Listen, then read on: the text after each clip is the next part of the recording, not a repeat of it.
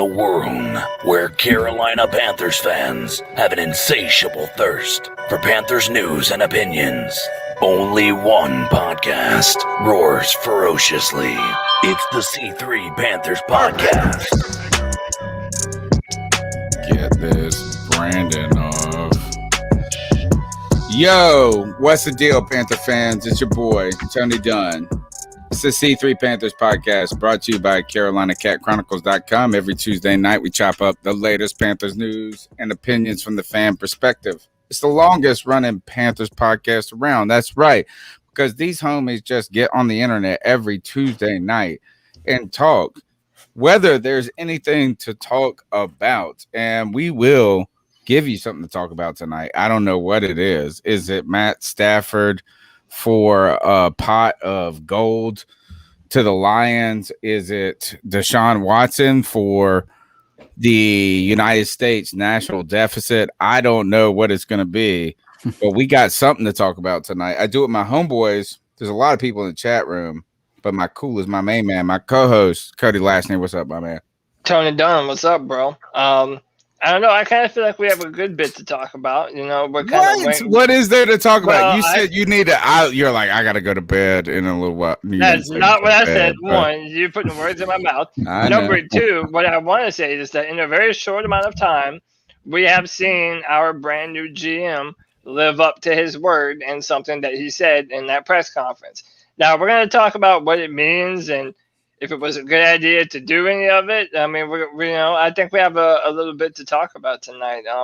A lot happened over the course of the week, but one thing will never change. Well, I guess two things. We do this show on a Tuesday night, but we always do it with the most lit Panther fans in all of YouTube, man. Joey the Blind Panther Esquivel, Jay Chappie, Seed, Blake Bettis, ATX19. That's my man Sports Nut from Twitter. Blake Bettis, Tony Dunn. Ain't nothing to it but to do it, brother. Let's roll. I like Blake. First of all, I love Blake. I love everybody in the chat room, but I like Blake Bettis. He says, "What it do, Panther fans? What it do?" I like how. What else did he say? He said something else too. No, I didn't. He did. Yeah, he did right immediately after that. He said, "Smash that smash the thumbs up button. Smash it. Yeah, that's he's right. A good dude. But I like the what it do. This is what I like. The number's 252-228-5098. You can see it on the screen. That's 252-228-5098. And I like this is that not only have we been developing this community, but these callers are fire, man. Right? And look, what it do is that's a reference right there to Supreme Elita. So just look, put your voice in, be a part of the conversation. Just like my man of many streams, CK is. Are you excited to talk about the Panthers, or do you just want to go kill mugs on COD? You know, I am excited to talk about the Panthers and then go kill some mugs on Escape from Tarkov. What are you playing now? Tell me about this. It's called Escape from Tarkov. It's a much slower paced game, but it's a lot more anxiety ridden because I have to tell you about it off stream. There's a lot to it. It's one of the most realistic shooters you're ever going to play. Yeah, like I like to hear this. You can get hurt, you can break your arm, and like you lose your shit. Like if you die, you lose your loot. Have you been having fun playing it? Not like a traditional shooter. Yeah, it's fun. I mean, it's fun. It's slow burn to get it started because it doesn't give you any fucking instructions whatsoever. But right. Like they do not tell you. You have to go in with somebody who knows what the fuck they're doing because otherwise you. Which is why we should watch your stream. Where can they find your shit? That's why we're gonna go watch it before we play it. You can find me on Facebook Gaming. Obviously Codizzle Allen. But the thing is, like it's been an exciting week. Dude, Tony, lift your drink up again. This. Oh, it went clear. Look at this. Anyway, but it's been an exciting week. I can talk about it a little later, but some things moving positively for the Codizzle channel, man. So moving. Yeah, like I got. It's not. Don't move from the C3 channel. No, nothing like that. Stay down right there in the bottom right. Basically, this thing that Stone Mountain created called Pipeline.gg. It's a platform where people can kind of get an idea how to start streaming, build a foundation to build, to actually turn a passion of streaming into a career. They've made me an affiliate, which is pretty cool. There's a couple of things. It's not necessarily like a sponsorship, but it's sort of like a sponsorship, which is pretty awesome. Well, dude, hell yeah. Keep gaming. This is what I like, is do what you do. Yep. Right. Oh, look, I didn't even fix mine. No wonder I look all crazy. I don't even got my green screen right. I got to hold it up right now. Greg, man of many podcasts. What is happening in the podcasting world? I told you about this podcast last week. What was it called? Plot No Plot? Plot No Plot. And I listened to. You went and listened to it. What'd you think? I contacted them. Do you have the same sense of humor that I have, is the question. I found it very funny. Yeah, it was definitely crude. It's definitely very crude, but it was very funny. I contacted them afterwards about possibly getting up and them coming on my show or me doing a show with them one time because it just sounds fun. It was and they responded back. They were like, yeah, definitely hit us up. So it was a fun listen. You definitely have to have a certain sense of humor to really enjoy it. To think about Chef Boyardee gang banging, like it was like Captain America or something. It was so weird. It was the weirdest. But what I liked about it is that they didn't write the stuff; they just read it. They just read it. Yeah. So they're making fun of it just like we would if we looked at it online and read it. Yes. So. That's why. So that's what made it even greater to me. They were tremendously funny. Yeah. All right. So let's the Panthers. If you want to talk about them, the number is 252-228-5098. You can find me on Twitter at @cat_chronicles. Tonight's show, I guess we got to talk about Matthew Stafford to the Rams for that pot of gold. I think we got to continue about, I guess, the Deshaun Watson fetish. That is not going to happen. We probably need to talk about how the Carolina Panthers are probably going to start Teddy Bridgewater next year. Without those three topics right there, like you cannot say any of those. What did I say? I said you cannot say Matthew Stafford, you cannot say Deshaun Watson, and you cannot say Teddy Bridgewater. I'll start with you, Cody. Is there anything else to talk about with the Carolina Panthers? All right, sure. I'll accept your challenge. Yes. Let's go, Scott. Let's go, Scott Fitterer. Scott Fitterer in his opening press conference said that the Carolina Panthers were going to be involved in every deal, and that was instantly proven true. What we know right now is that if the Los Angeles Rams didn't steal, well, I'm gonna have to break Tony's rule now.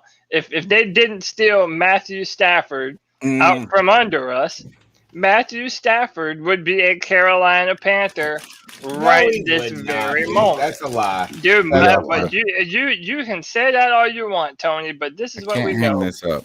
Albert Breer and a bunch of other people have put it out on their Twitter that it was basically a foregone conclusion that the Carolina Panthers. There was like 7 teams. Dude, the Carolina Panthers were in the process of getting his medicals from Detroit. When the Rams, I haven't heard this part. Yeah, man, you've been slipping, dude. Don't tell me I'm wrong, dude. I've been slipping my. You've been slipping. Tell me about this. Tell me what they did. They got his medicals, and what did it say? His thumb fucking hurt like a motherfucker last year as he tried to beat us, and he lost. What'd they say in those medicals? No, look. Basically, he was going to be a Carolina Panther. They offered the 8th overall pick, and apparently they offered more than that. They offered more than one first-round pick, including the 8th pick this year.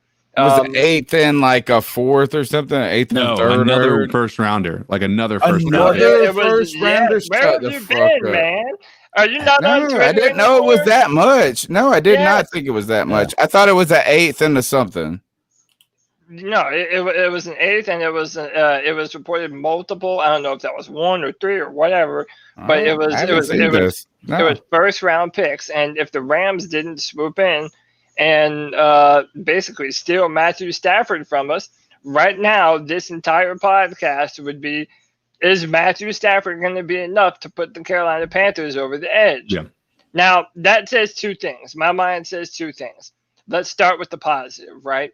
It means we know without a shadow of a doubt We do not believe in Teddy. That our owner, our coaches, our GM know that we do not have a serviceable franchise quarterback on the roster right now. And they are going to be aggressive in going about getting said new quarterback. I like that. I mean, listen, we've sat on here for the entire part of this past season and did nothing but lambast fucking Teddy Basic bitch. And now we know that. Now we know that our so disrespectful. And I am disrespectful. And now we all know what our owner thinks, what our coach thinks, and what our GM thinks. That was the good thing. Okay, so if you're tired of the Bridgewater experiment, maybe we'll be able to move on from them. Like Tony alluded to, there's still a very real possibility that Bridgewater could be our starting quarterback next year. But let's move to the negatives now. And I said this last week.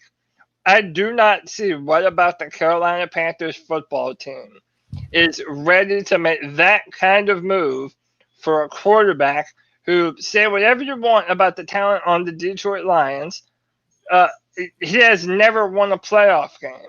And he has not ever been known for elevating the talent around him.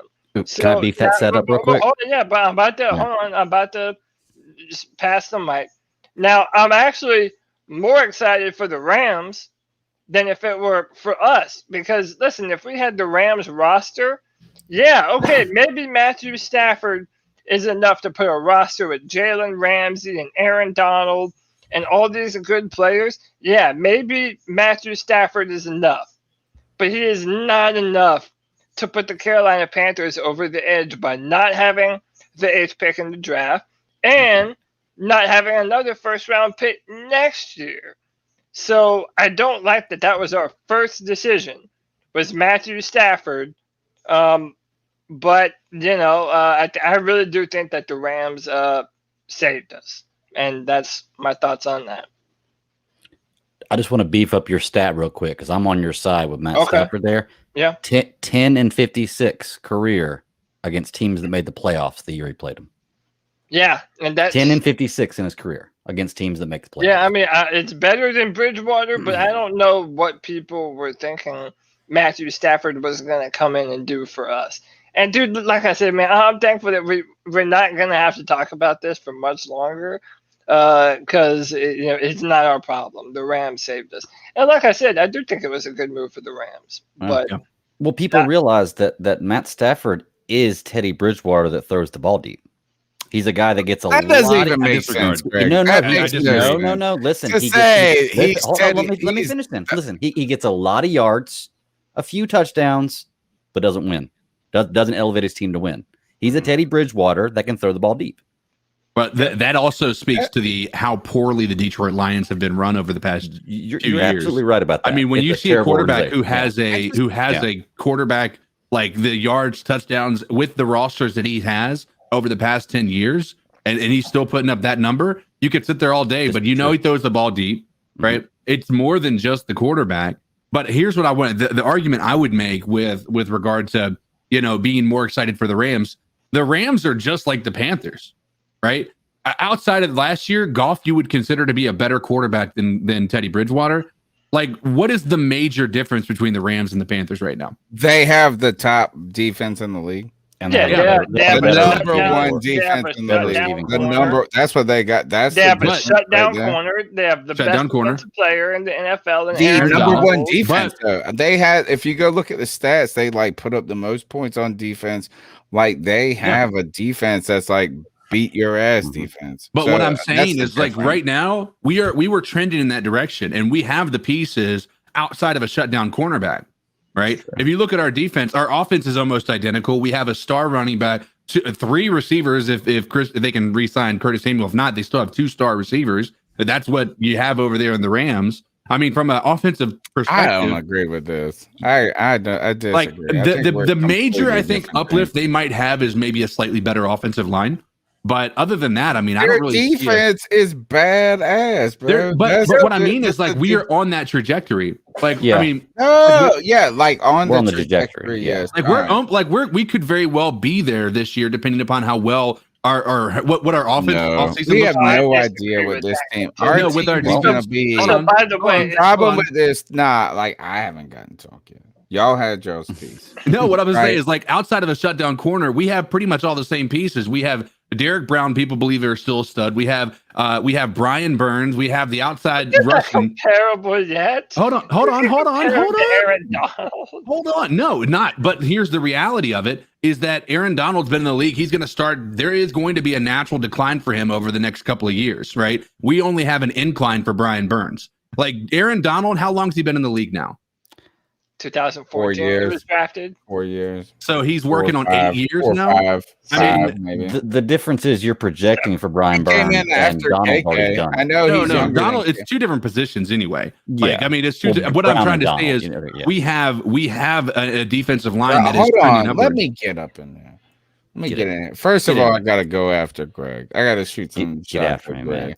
man. His mug said he is the same quarterback as Teddy Bridgewater. But can throw it deep. He can throw it deep. That's like me saying I got the same dick as this porn star over here. It's just not big. Or I'm sorry. That's a great comparison. That's a great. I don't comparison. even know what that means. Like he's like a great ass. He's Teddy. We need to take bets on how long. That's what we want. We want Teddy Bridgewater that can throw deep. We need to start taking bets on how long into the show before Tony mentions something about it. Teddy Bridgewater's dick. His dick. Own dick. Yeah, just dick in general.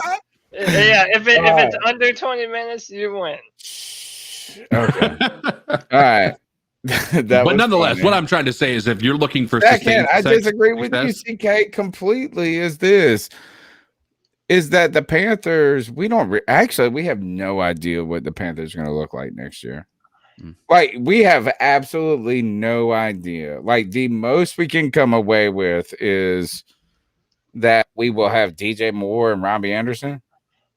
That's it. Like they're like you cannot be specific to any position group to anything. The offensive line is going to change over. The secondary is all going to change over. Everything. Like we don't have a tight end. Like we don't even know what the team will look like next year. Yeah, and the Rams, the Rams defense is ready to win now.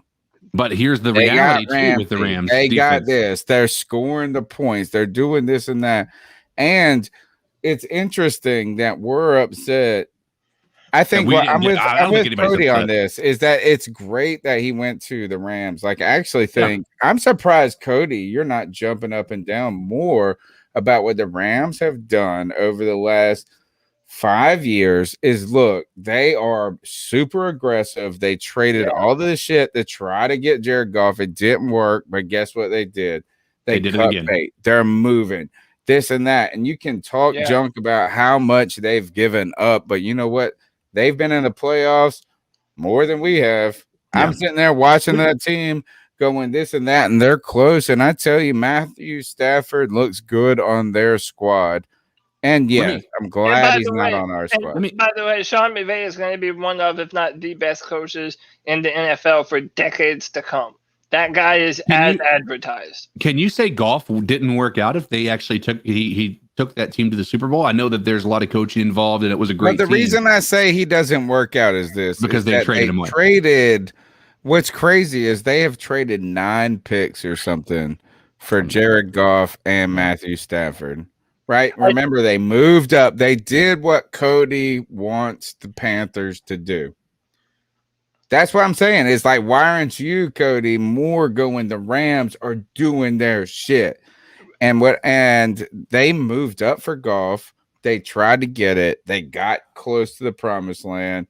They saw us not working. And you know what? They said, we got a team right now that's fucking locked and loaded. I bet you they make a trade or they go after somebody in free agency on the offense. Well, they're going after a big time name on offense. That's what they need now.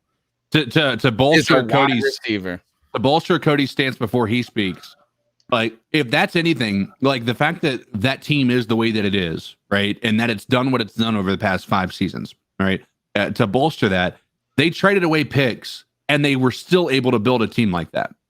You know what I mean? Right. Exactly. So, yeah, that's what I'm saying. He should be so stoked about like this. From a perspective of people saying that you shouldn't trade away 3 first-round picks for anybody, or that's just too much. That's a king's ransom. It's not worth it. I mean, the Rams basically did it to get Goff. And now, I mean, they built a team that went to the Super Bowl. And that was with a quarterback that clearly wasn't the answer. Like, he wasn't the reason they win. I think he's definitely a starter in the NFL. I don't believe that he was an elite level quarterback, but he's definitely able, if you put a good team around him, he's able to make sure that he's not losing games for you. You can't say the same about Teddy Bridgewater in today's world. Yeah, so let me expand on that a little bit. One, and you're right, I'm not praising them enough. What I praise them for specifically is having the courage to move on. Like, I feel like in years past, okay, dude, if you had a quarterback and you went to the Super Bowl, man, okay, it was like you had evidence that you could get there. So now you just kind of keep on building, keep on fighting. And let me tell you, they have known for a while now that Jared Goff is a problem. And we've known this about Jared Goff for years, that Sean McVay. Oh, wow. They just signed him 2 years ago. Well, I know, but so listen. They learned this in the last season. Well, that was dumb that they paid him, because they paid him $53 million over 2 years, which if they wouldn't have paid him, they could have paid him $27 million instead of $53 million over the past 2 years. But yeah, the contract was dumb, but Sean McVay would always do this thing where it's like, as soon as the play starts, you have a certain amount of time that you can still hear the offensive coordinator in your head. Well, Sean McVay would be up in his ear until literally the very last moment. So Sean McVay is like literally de facto calling plays in the huddle through Jared Goff. And I was listening to Ian Rappaport on Pat McAfee's show, and he was saying, yeah, that doesn't happen with other quarterbacks. Like, they don't do that. They're competent enough to be able to get the play in the helmet and call the play and be able to do it and be able to make the checks and the audibles, do all that shit by themselves. Jared Goff couldn't and still hasn't done that. So the fact that they said, you know what, we have one of, if not the best defense in the NFL. We went all in for a shutdown corner who was worth it in Jalen Ramsey. We have a badass defensive line. We have the best defensive player in football. We have an offensive mastermind at head coach. Yeah, make the move. When you have that kind of roster, those are the moves that you make to win right now. And yeah, they did a damn good job in doing that. And I think they saved us a ton of trouble. We are not 2 first-round picks away.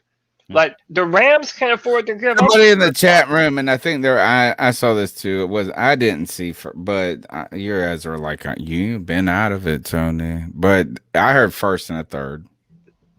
That's what somebody in the chat room said. But still, even this is that it makes a lot more sense for the Rams than it makes for the Panthers. Mm-hmm. That's ultimately is that we are not built right now to win. We're just not. And that's okay. Now, let's see. What else did you say? What were we going to say? What else is going on in the news? But you cannot say Matthew Stafford, which we just talked about for an hour. That you can say Deshaun Watson said he's okay with sitting out the 2021 season. You can say that. We weren't say Deshaun Watson either, were we? Supposed to be. But Greg, what do you got? Can you talk about the news without saying Deshaun Watson, Matt Stafford, or Teddy Bridgewater? Those are the only things to talk about. Why do we not okay, I have something, but it's not really news. But it's something to talk about. I just got this. I like to look up mock drafts, just different people's ideas and opinions. And one popped up yesterday from Sports Illustrated, and it's intriguing to me. It's got Trevor Lawrence 1, Justin Fields 2. Sewell 3 for Miami. The Falcons picking up Trey Lance at 4, and then Carolina trading the 8th, the 40th, and the 73rd pick to Cincinnati and picking up Zach Wilson at number 5. I saw somebody put this on Twitter, guys, and they said, "Are you okay with this?" And I didn't know how to have one thought. It's hard for me to type on the stupid phone right now, and I really didn't know what to say other than like, I don't think it was like too long of an answer. Yeah. I don't think Zach Wilson will be there at this point, but if he is, I'm 100% okay with that. Yeah. Okay. I mean, like, I don't like what you're gonna swap your first, and you're gonna give up 2 mid-round picks. Yes, yeah, it says we could have over $100 million in cap room in 2022. Let me ask you a question, guys. I don't know. Let's say there was a scenario to trade with the Cincinnati Bengals to go up to 5. Which is very plausible because they don't need a quarterback. But the problem is you can wait till the 4th pick's on the clock, right? You can. Right. You can do that. Or you can do it early, but then that quarterback that you think might be there at 5 may not be, and then all of a sudden you just, traded up for Trey Lance. Right. I think it's a wait for the moment thing. I think we're trading back. We're trading back. Some good news came out today. I forget who posted it. I think it was PFT, Pro Football Talk, said that it's seeming like the Falcons are going to stick with Matt Ryan, which is fantastic for us because not great. What I was going to say was if they decide to not go quarterback, like, okay, if they were going to take a quarterback, which I guess they still could, but man, a part of me really wants to deny Atlanta their pick. Like, I would want to get in at fucking. What number are they at? When do they pick at? 4. 4. Yeah, so we would have to. You ain't getting ahead of them. Who's at that? 3? Trade with the Dolphins at 3. Yeah, so 3 is 4 or the 2. Yeah. So okay, number 3. That 3 pick should be ours. Just think about that. That 3 pick should be ours. Dude, we ain't getting it. Did y'all see what I put on Twitter today? Man, I put this out. Yeah, I saw it. And you've been saying it for 4. What am I? You want me to clap about the same thing you've been saying for 4 months? Yeah, because I've been saying that. I say shit before it's popular. But how about this, man? If the Miami Dolphins, like, they're the real wild card, because I really do think we're going to have to move up. And I think in light of the news of what we tried we're moving back, huh, man? No, bro, you're fucking tripping, bro. Look how aggressive we were for Stafford. We're going to go and we're not aggressive. That's all fake ass shit. We didn't really want Stafford. And what does that tell us about Teddy Bridgewater? Teddy Bridgewater, imagine being Teddy Bridgewater right now. I don't feel any. He doesn't care. He's counting his money, man. He don't care. I know he's not caring, but he's going to get signed by somebody else to make $2 million next year. Yeah, when was the last time that you saw a team smear their quarterback that they might have to? If you paid me $68 million, you can talk all this. I cannot remember a time in the world. I cannot remember a time in the world where it was so blatant that we didn't want what we have been saying 7 months ago. It was like what Cody was saying in September is like the Panthers organization is saying right now. They're not supposed to be saying that though. They are like, yeah, we need a quarterback like a motherfucker. That's like what they're saying right now. Yeah, well, they're allowed to say that. Yeah. No, they're not supposed to. I'd rather have humility. No, I think it's the right thing to say, but tell me another organization that has said that with no plan going forward. The Rams just did. The Lions did. No, they made a trade. They made a trade for it. Like they didn't go. Look, right, actually, this is a great example. This is a great example of what I'm saying. The Rams, McVay is like super player supportive, this and that, right? Like he always falls on the sword. And this past year, he was like, if we had better quarterback play, we would have won. And guess what the fuck happened? They traded those bitches out. Right. Panthers have been like this. They have not been like, oh, well, we got to get better as a team. Oh, well, we got to make sure that we put Teddy in a place to succeed. They have been like this. I heard Matthew Stafford might be available. Like they have been so. I've never seen an organization. Actually, I won't say I've never seen. You tell me the organization that has been this kind of openly negative on their quarterback that may have to fucking live with them next year. It's like fucking being the Cardinals at your wife and you're about to get a divorce. You walked in her and she sucks or whatever, and you still got to live with her for the next 6 months. It's true. I'll give you two examples. Cardinals, right, Josh Rosen, and Carolina Panthers, Cam Newton. There's two examples right there of a franchise completely disrespecting a quarterback when they had, And did either of those players play on the team going forward? That's what I'm talking about. That's the difference here is that we have a quarterback that is still on the roster that now knows that we don't want him. Yeah. Like, it's completely crazy. Knows and that. Greg, he's over there doing what is he doing, Greg? But he's counting money, dude. He knows. He's checking his bank account like, nope, still good, still a millionaire. Like, I got a giant, you know what, that I can't say because he's rolling over in bed with 3 women right now. Like, come on, y'all. Don't even worry about what they got to say. To add to what Cody said about the good thing that we were trying to get Stafford, is that that draws a line about what type of quarterback we want. We don't want somebody who is a game manager. We don't want somebody who's going to dink and dunk. We want somebody who's got the home run ball. Yep. That's what they want. And so that's good to see that our GM knows that, and he wants to have a good a quarterback that can throw the ball farther than 25 yards down the field. Mm-hmm. So that's another good thing to look at, because if that's the case, I don't think these guys are satisfied. Mm-hmm. Like, and I really, as much as that's the weird no, you're right, 100. And we're at a point right now, and this is I guess where I've been trying to not get the conversation to, but what I've been trying to say is that it's one thing for us to sit on here on this podcast and be like, oh, we can see this shit.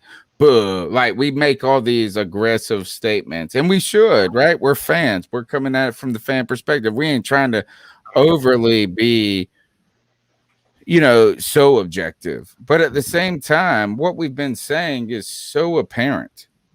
It's not even apparent to just us. Like, it feels right. like And now the organization is not even like caring. Like, they're like in the past, I guess what I'm trying to get to say is in the past, Bill Voth or whoever works for whatever would be like, oh, you're fans, you're being so dramatic.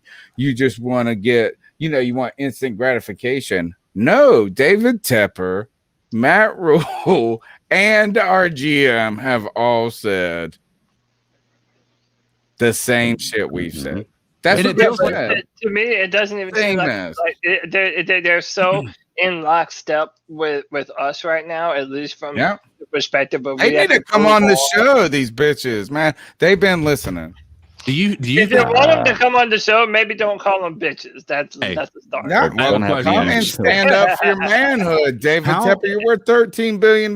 You scared of me calling you a bitch? Come on, right. How lonely must it be being Teddy Bridgewater right now? Right. You don't see, like, a lot of times you'll see. Look at Greg. Greg's over there going, nope. Hold on. Think about it from this perspective. This is an ultimate. I want to be lonely like that. Yeah, I want to be depressed. I want to be depressed like a big, he's making some money. Teddy Bridgewater dude. He's making some money. Don't get me wrong, right? But think about it from this perspective. When Cam Newton was in the offseason, you seen the receivers, everybody always posting pictures, videos talking about how great Cam Newton was and all this stuff, like just loving on Cam Newton. Every other quarterback that is loved by their team is doing the same. Have you seen Robbie Anderson or DJ Moore or Curtis Samuel or Christian McCaffrey? Christian McCaffrey is almost on the other side of things trying to recruit Deshaun Watson, right? I mean, there's so many different things that point to this being such a lonely position for Teddy Bridgewater to be in. Like, so much so that even the picture that the Carolina Panthers put on their article was Teddy Bridgewater standing alone. Like, literally by himself with no camaraderie or anything like that. Yeah. Like, that's just so, like, I cannot tell you right now, in my deepest heart of hearts, I want to look into that article and think the Panthers brass said, all right, media team, we need you to create an article that if we aren't able to make this Deshaun Watson trade, or if we're not able to trade up to get one of the guys we want, we need to make sure they're braced for what's about to happen, right? Because we may have to go forward with this guy. But I truly believe this organization is going to do everything in their power to make sure they have the guy they want moving forward. And that's not going to be Teddy Bridgewater. You cannot go into a season and where these guys are trying to get paid on your offense, right? DJ Moore's going into a contract year. We have not exercised the 5th-year option on him yet, by the way. So that's another interesting storyline. And then you have Robbie Anderson. These guys are all playing for their futures. And if you go into this season with Teddy Bridgewater, you're not going to have a happy roster on your squad. Right. You're just not. I agree with you there, CK. You have some great points about him being lonely. You're absolutely right. And I'm guarantee he is, because he's definitely not liked around the field. But once again, I think at the end of the day, he probably just doesn't care, because $68 million it'll buy you a lot of friends. Do you remember you like cartoons and shit like this, Greg? Do you remember what was it? DuckTales and their uncle. Remember their uncle was Scrooge McDuck or whatever, and he used to swim through his money. Yeah, that's my favorite gif, is him diving into the money, and then Peter Griffin doing it and breaking his body. Teddy Bridgewater. That's Teddy Bridgewater just swimming in his money. He's like, I'm so lonely. Yeah. Well, dang, I had a good point about Teddy Bridgewater and him being lonely, and that I was sitting here holding, and now we started talking about Scrooge McDuck, and I forgot, but I'll remember it. I do want to bring up one thing Cody was saying earlier, though, talking about Matt Ryan and how they're going to sign him and how that makes him feel better. That does not make me feel any better, because every team now is trying to do this: draft a good quarterback and make him sit for a year behind a veteran, and then after that year, put him in, or halfway through the year, put him in if you need to, but wait a year. And to be honest, most of the great quarterbacks in the league did spend a little bit of time on the bench. So them going with Matt Ryan for one more year does not assure me at all that they're not drafting a quarterback. In fact, it makes me think they might be a little more, to be honest with you. Yeah, I think they're going after a quarterback. So then even more, like, even I maintain the we should move in front of them. The Panthers need to get their asses to number 2 or number 3. Not happening. And another thing, another thing too, 3 might. We need to realize, baby. For what? I'm telling you why we're going to trade back. Here, you want to know why? This is exactly why. So if Greg is right, and which I think I'm leaning to, he is that really that these teams are straight up. There's a lot of quarterback needs ahead of us. Yeah. Even the teams that barely need a quarterback still need, like Miami. Yeah. Right. They barely need a quarterback. They still need a quarterback. Right. So but we don't know that they're going to take them. Yeah, no, we don't. I think they could be sold the odds of Trey Lance or Zach Wilson falling to 7 or 8 are ridiculous. Yeah. I feel like I feel like this is going to be a draft where we get quarterbacks there's going to be 4 quarterbacks in this first 7 picks. It could be. Maybe I'm wrong. But what I'm saying is that, and what we were talking, so why we need to trade back is because if we pick how about this? What if Trey Lance fell to 8 and we go, you know what? We don't really like him. We're going to get this corner, or we're going to get this offensive lineman. Right. The fucking fan base would go bullets. We would go nuts. Yeah, furious. But and it might even be the right decision. It might be the right decision, but we would have Cody Lashney coming on this podcast the next week saying, "You fucking dickheads had a chance and you couldn't do it." I would be right.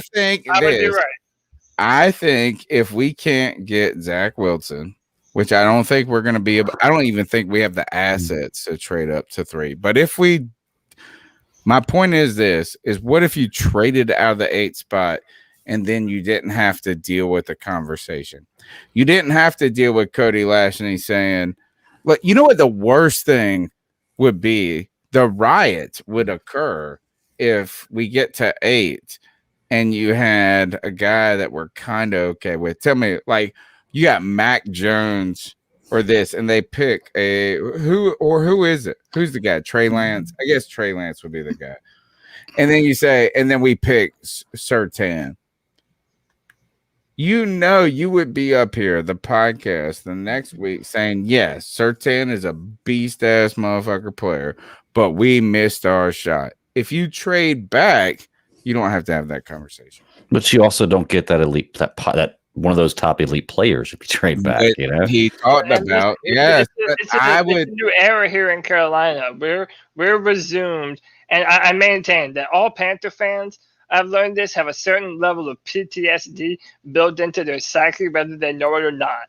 Okay, Panther fans are not used to good trades like that happening for us. Like a big fucking blockbuster trade where we do something to get aggressive and get a good player on our football team, specifically when it comes to a quarterback. I think that's Panther fan PSD. What's the highest thing you think you can move up here, though? Legitimately, what is the highest number you think the Panthers could move up to? So yeah, I want to accept your position, Cody.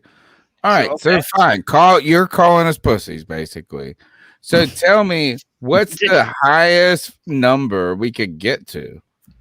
So yeah, we could get to. I think there's actually a few different scenarios, but I could see us getting to 3 more likely. But I can also see us getting to 2, and it actually there's no way we're getting. Let me tell you how. So okay, listen. If the Jets, let me make it clear. It involves the Houston Texans, right? So if we're gonna move up, and if we don't get Deshaun Watson, we need Deshaun Watson to go to a team that is ahead of us, preferably a team that has a quarterback that they're willing to ship out to Houston. And that's important, and I'll explain why. So, let's look at the Jets and the Dolphins sitting at 2 and 3. The Jets have Sam Darnold, who, say what you want about him, has shown flashes and has done some good things. But again, it's a rebuild. Or you have the Dolphins that can send over to Tagovailoa, which is, only 1 year in the NFL. The Texans would be like, okay, at least we have something at the quarterback position. We need the Houston Texans to get back in front of us so that way they have some options at a quarterback, and we can offer the chance to give them even more draft capital after having already made the trade that they just did by offering them to come down to 8 where Carolina is and us move up. And again, Greg and CK are kind of thinking the same thing I am, that even with them going with Matt Ryan, that doesn't preclude the Falcons from not going quarterback. Mm-hmm. So I genuinely think that. How do we get to 3? I feel like you just gave me a scenario. Dolphins. If my uncle was a person who didn't know their sexuality, that walked into a bathroom and walked out. So you're trying to say this is that they're going to stick with Tua and we trade there. That's all it That would be the scenario, I would say. Because then they can get offensive line, receiver. They can get all the shit that they don't have. That's all it takes. If they traded with us, and they would have their, I feel like they would have their choice in offensive line from what was that guy's name? Sewell, who's supposed to be really good, and then you've also got Darasal. Is that his name from tackle? So you got 2 guys in the top that could go in the top 8. That you can still get one of those guys, right? Yeah. I think that they stick around with Tua because I think 1 year is not indicative of how. You just are professing what you guys. No. Listen, he was. What position was he drafted last year? I was all about Tua. He was. What do you mean? Yeah, he was like 5, in the top 5. He was 5, and Herbert went 6. Just because he came in his rookie year, halfway through, like he was thrown in, he wasn't even groomed as the starter throughout the entire offseason.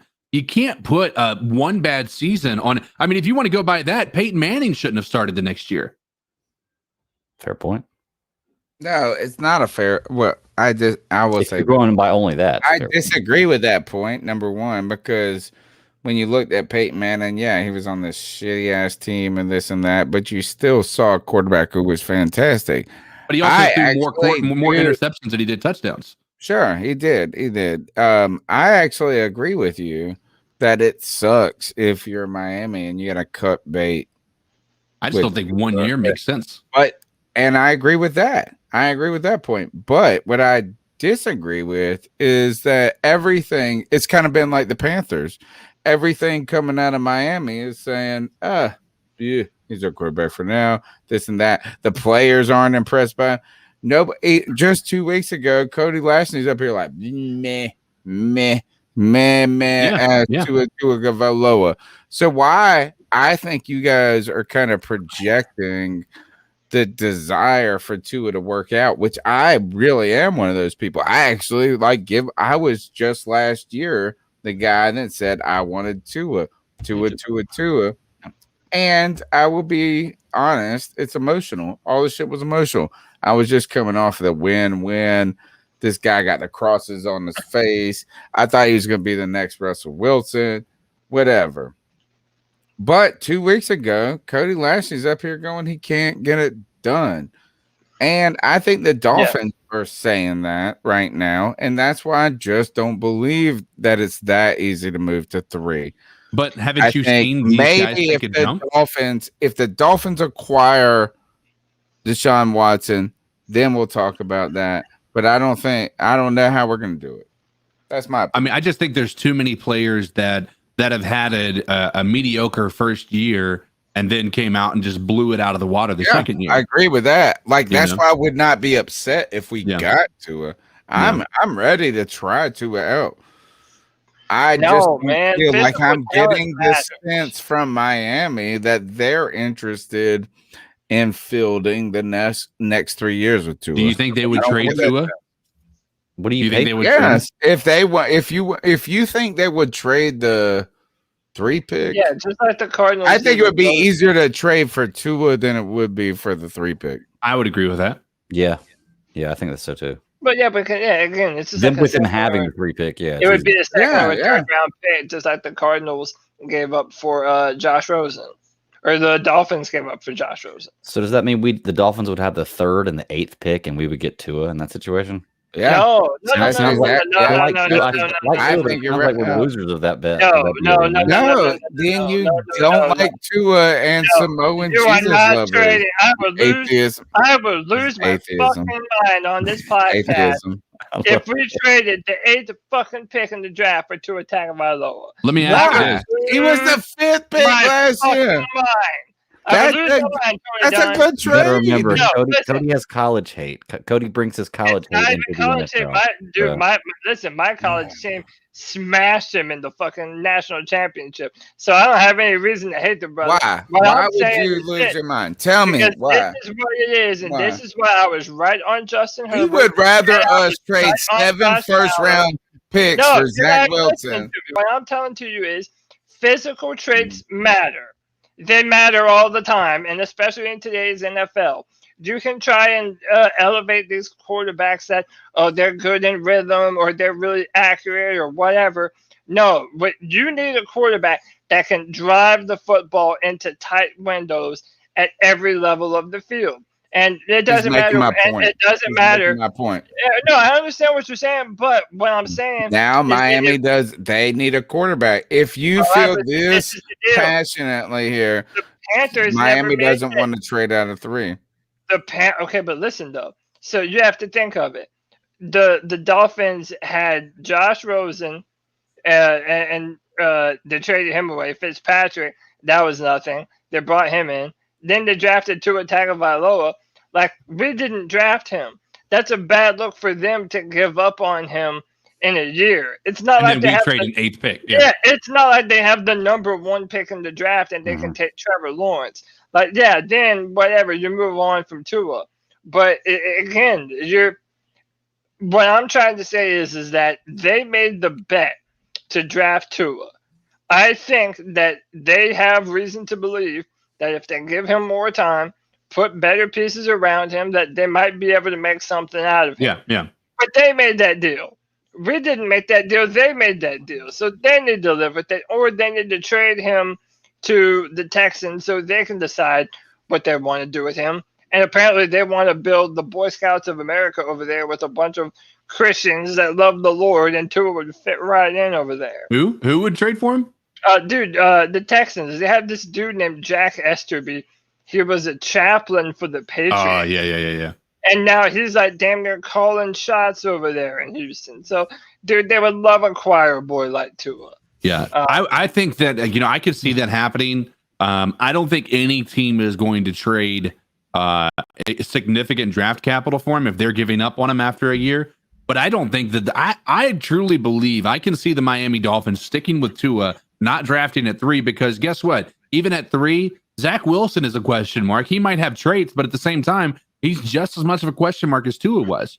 Right? When we talked about it last year before Tua, I said I don't like Tua, and I don't think that he's going to be a quarterback. I think he's got too much of an injury history, and it's not going to be worth it. All right. And there were plenty of people. I'm not going to say that I can't remember who it was, but I remember there was arguments on this podcast about he's a good quarterback. He's going to work out in the NFL. He's going to make it happen. And I didn't believe it. Right. But I don't think that if you're going to draft him, you got to think this is the same organization that drafted him last year. This is not a different front office.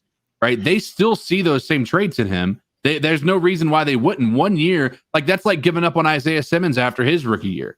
But the Cardinals did it to Josh Rosen, didn't they? They did. And that was because I mean, it can happen, is what I'm saying. It can definitely happen. Listen, they set the precedent. So if you see another dude, it's a copycat league. If they saw one team move on from another quarterback and it benefited them, they'll say, well, then okay, I can do the same thing. Yeah. Right now, we really don't know. I genuinely think. And listen, we haven't even talked. Give me Tua. I want Tua. It sounds like this. You know what? Give me Tua right now. Would you trade a second for Tua? Would you trade a second for Tua, Cody? Yeah. You give him the 40th pick for Tua?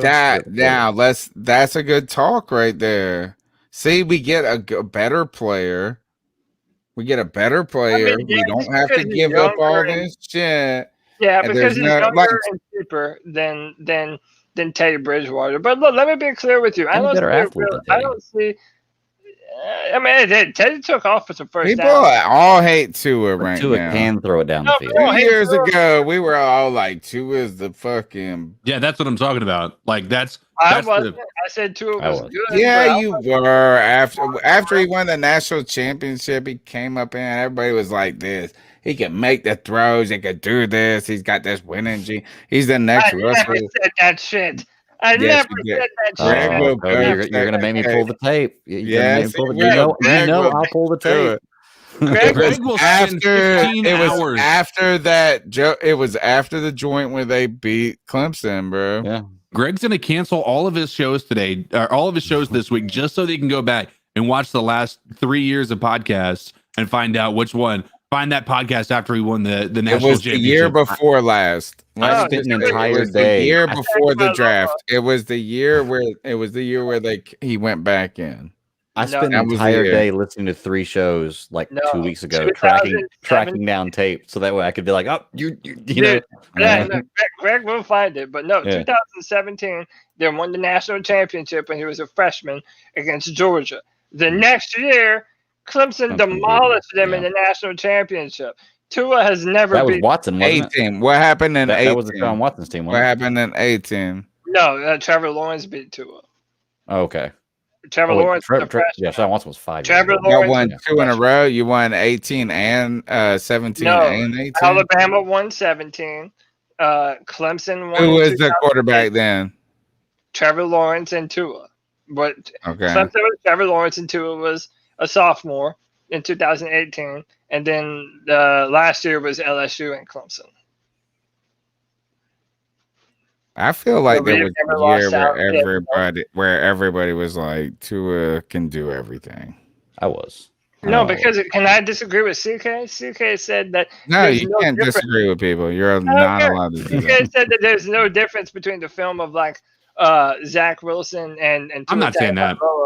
But that's good, because that fundamentally isn't true.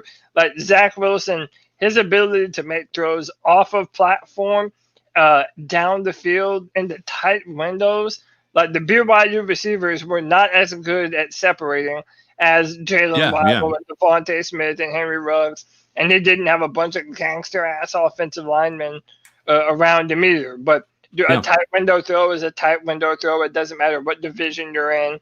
And that's why at some points, Tony likes to make fun of Trey Lance for playing at NDSU. But where's that at? Where's that at? North Dakota State University. Go Bison. But My dad used to drive tractor trailers in the 70s, and he told me, and he had to do it in North Dakota. He said the first thing he did when he got to North Dakota was take a piss outside to see if it would freeze before it hit the ground. I said, well, did it? He goes, it didn't take long for it to freeze. I was going to say, like, I don't think that the tape matches one another, certainly. But I do say that you have a bigger question mark because right now you kind of got an idea about what you have in Tua. You really don't know what you have in Wilson until he's on the field with NFL players. Yeah, no. Right? You really don't. You've seen some of the best prospects in the NFL fall flat on their face as a quarterback. Sure. I'm just saying. I mean, you're trying to tell me that homeboy is as good as James Bradbury. What? You didn't see that headline today? Oh, man, no. Well, you got mentioned in Twitter, I feel like Sportsnut. By the way, Sportsnut, when you mention all of us in all this joint and you're still what they used to call an egghead, you can't call them an egghead anymore. Like, come on. Like, just get a plain color. I don't care if it's like just plain blue or something. But like every time I look at it, and it was just referencing how great of a pick James Brown, like he was the steal of the offseason. That's all I'm saying. It's like a nobody who came out of a second school who is awesome, but still, Trey Lance, we're not going to be in that conversation. That's what I'm trying to tell y'all. We're not going to get Trey Lance at 8.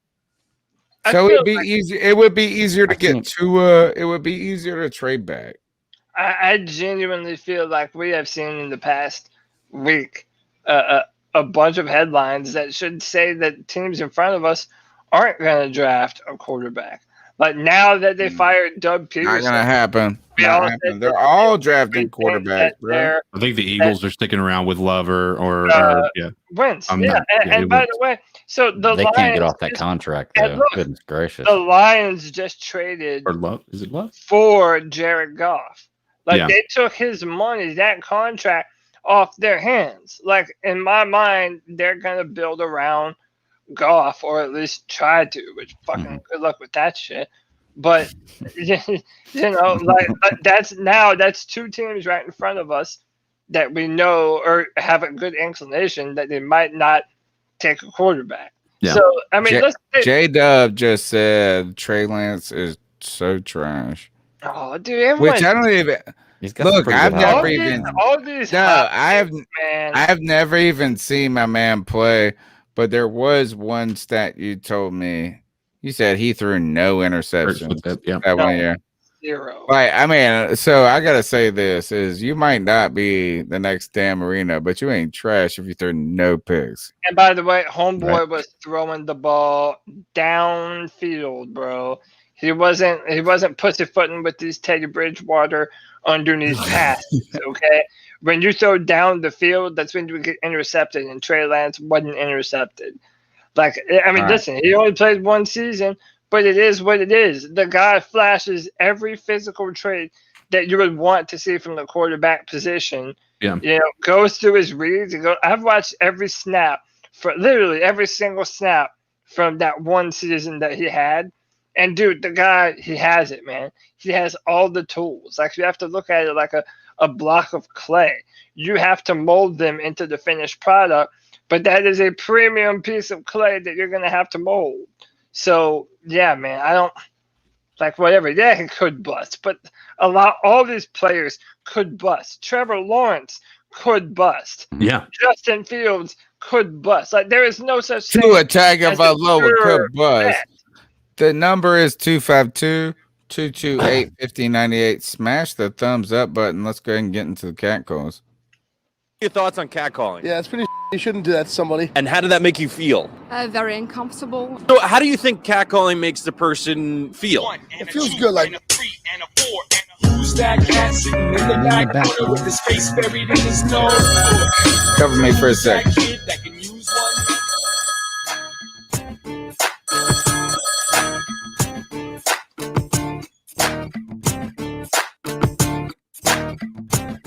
Yo, what's up, guys? It's Nick. Hey, so, was just looking at something, and Teddy Bridgewater was drafted number 32 in the draft. okay, back in 2016. So, look at the guys that we're interested in, okay? Deshaun Watson was picked in the low teens. Guys like Patrick Mahomes, Lamar Jackson, that sort of deal. All the good quarterbacks are drafted high. We do not want to be picking a quarterback further back in the draft. Do we want another Teddy Bridgewater? Do we want another Will Grier? Just wanted to throw that out there. Love the show, guys. Keep pounding.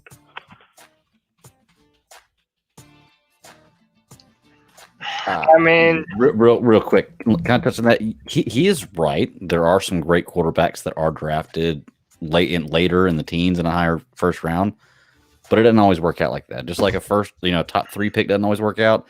It works out more rarely like that you find a guy in the 20s or 30s or teens even that's going to be a franchise quarterback than drafting 1, 2, or 3. It just works out more. 1, 2, or 3. Yeah, you're going to get some busts. But I can go off and list a ton of quarterbacks that were drafted in the top 3 that'll smash whatever list of quarterbacks that are drafted 15 or above.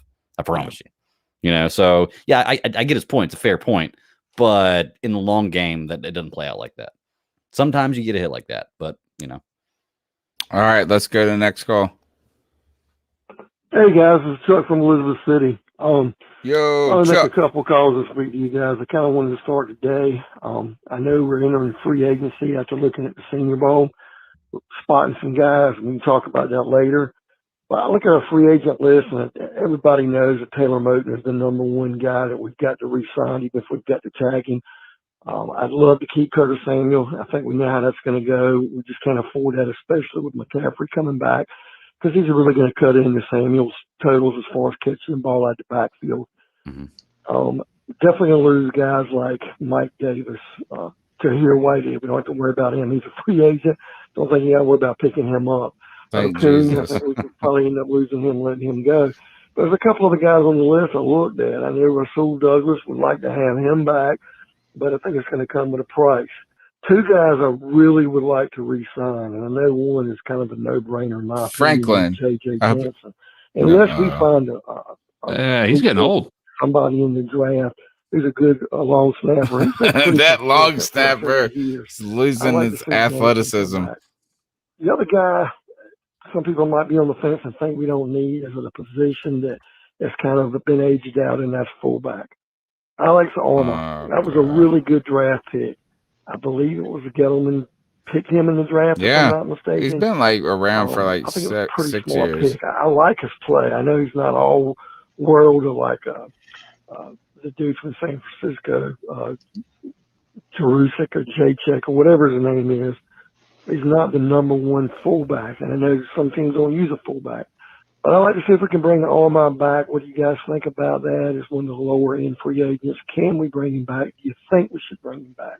Thanks, guys.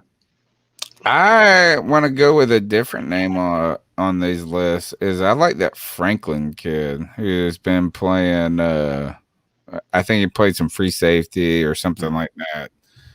I think Corn Elder is another person. I know that Panther fans love to shit on him because Ron Rivera threw him under the bus coming off an injury, and then they put him against Julio in man-to-man. And he hadn't played in a year and a half. He was basically a rookie on his first play, and they put him on an island against Julio Jones. And then Ron Rivera shit on him on the press conference afterwards. So I like Cornelder. He was rated very high by Pro Football Focus, which we know is dubious in some ways. Franklin, Elder. I like Rasul Douglas potentially coming back. And how do you live on a roster so long if you're that fullback? How has he been? Out of all the people we've cycled through, we barely had a damn tight end this year, and Alex Armour is on this team. And I'm not saying he shouldn't be, but it's like a clap. I'm applauding Alex Armour for being on the 53 for 4 years straight. Yeah. Especially when our offense this is not a power run offense. All right. Like we use Christian McCaffrey in a lot of different ways. We kind of had to a little bit with Mike Davis, but the fullback, even before we drafted one or signed in free agency, it was kind of being aged out. So I also don't think the fullback in this day and age is like you said, it's being aged out, but it's you're not going to win your game with a fullback. So if you can get a guy who's serviceable, there's no need to go looking for anybody else. And if you've got a guy who's been with the team a few years, understands the culture, the playbook, and everything else, keep him. I mean, I don't have a problem with signing Armor again. A tight end that could do both. Oh, it was J.J. Jansen. That was the other one.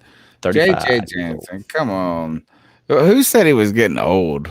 Who said that? Was it you? 35 is old for a football player. I'll give you that. But he just flicks the football. No. That's not all he does. If he's a long snapper, how many times has he been down the field before anybody else?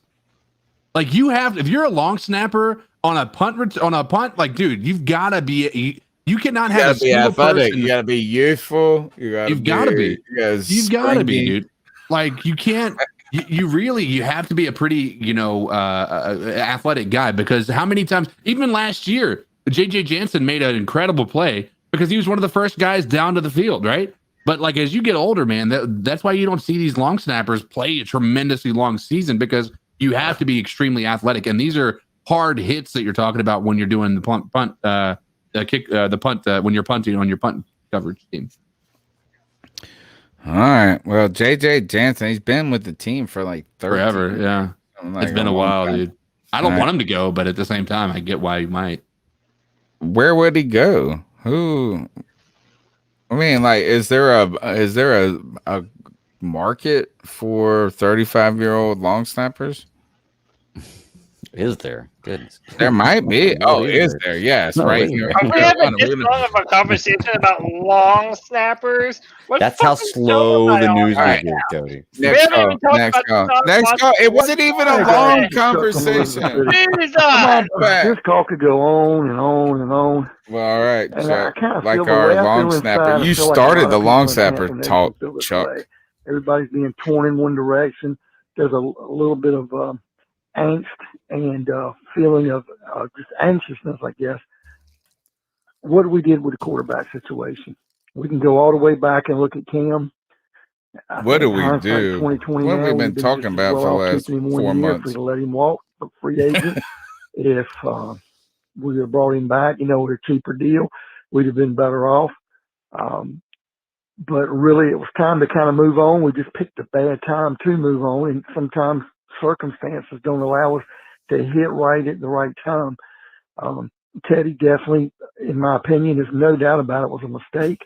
If anybody's a Teddy supporter now, I don't know how he can come back from this, because in a lot of ways, we're in Panther Nation, all the fans have thrown him under the bus. Now the owner, the coach, the new GM, not so much as the GM, but everybody's kind of put it out there. You're just not cutting the mustard. We made a play for Stafford. A lot of people didn't like what we're going to give up. I think we were very close to getting him. And I keep hearing a lot of people say he didn't want to come to us.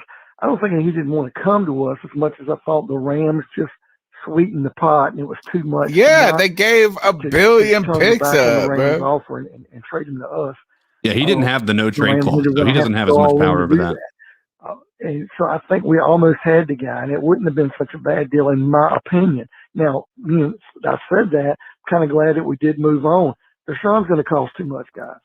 And unless one of these 4 quarterbacks drop down, and I don't even know if the 4th quarterback is really going to be the best option at 8, I'm really for taking the left tackle. And if we don't, we trade drop back, down bro. 7-8 spots, pick up another second. We're picking up. We're getting 2 offensive linemen in this draft. And I'll be calling again, but I just kind of want to put it out there. Chuck. Thank you, Chuck. He's going to call again. We know that. And second, thank you. The number is 252-228-5098. Smash the thumbs up button. Be a part of the conversation. Chuck's in there. Josh is in the chat room. Who else we have? We had Josh is making a very weird argument. I didn't think he would be on that side of. All right. So I was going to say Watson going to cost too much.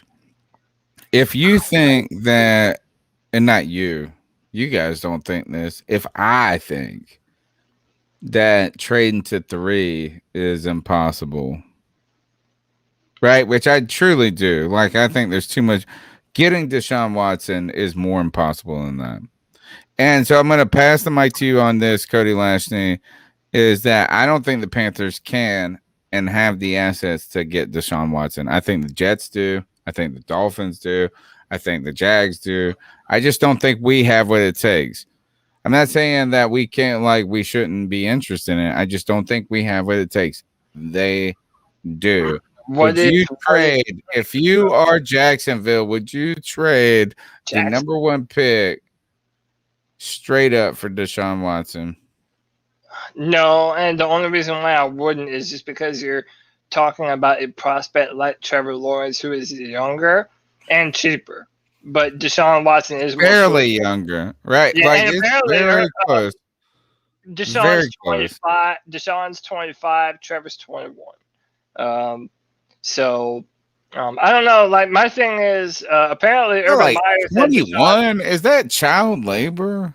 Are there any child labor laws involved? If you're 21, you've been in the damn college national championship like 3 times. Since he was 8, yeah, since he was 18. 17 years old. He was like, I graduated when I was 16. Dude, he's a fucking beast, man. And he's worth it. That's the only. What is more plausible? How about this? Let me ask you this: what's more plausible, getting Deshaun Watson for the Carolina Panthers? Was more plausible, Deshaun Watson or the number 3 pick? Look, man, I don't know. Can I say that I've seen a bunch of people, like legit analysts, have mentioned our names heavily.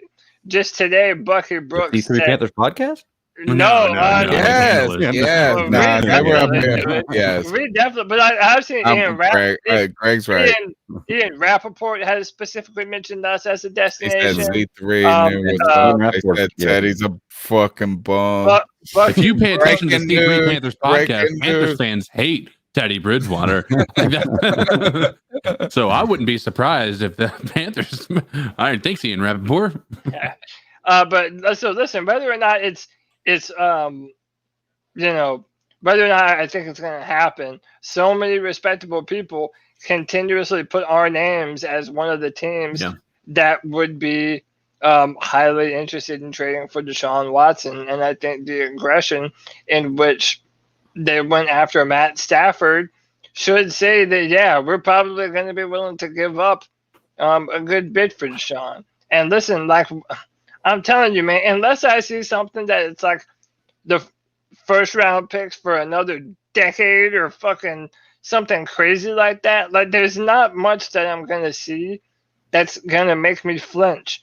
Let me put it to you this way. The trade that I put forward on this show, when I thought we had the 3rd or 4th pick and I wanted to trade everything for Trevor, like, that would have been a far worse trade, even still, than whatever the Panthers would have to give up to get Deshaun right now. Like, I tried to tell you guys this when I was posing the Trevor Lawrence trade. Those 1st and 2nd round picks, man, they go fast. Like, dude, 2018, that I mean, I still vividly remember games from the 2018 season. Those 2 years of 1st and 2nd round picks that come and go in no time. And in return, you got a franchise quarterback. So one, I almost feel better about giving up multiple ones than I do about your offer of the full draft. And my friend said this to me. So he said, because this was weeks ago, like right when Watson came out and said, I want to trade. Like, it was like 2.5 weeks ago. And we're on Pirate Radio. And he's the host of Pirate Radio Live. He asked me, he said, is 3 number 1s too much? You know, like we're talking about this. What is the too much? That's what it is. It's a breaking point. It's just like when you're not ready to pay the money. You like the product. You like the car. It's like, what's the number that will put you over the edge to where you will not buy it? And we were talking through all of these things, just like you've talked about. But he said this is that I know it sounds like a lot, 3 number 1s, but one of them is this year. So you're like, you get Deshaun Watson, you get the shiny toy right now. Yeah.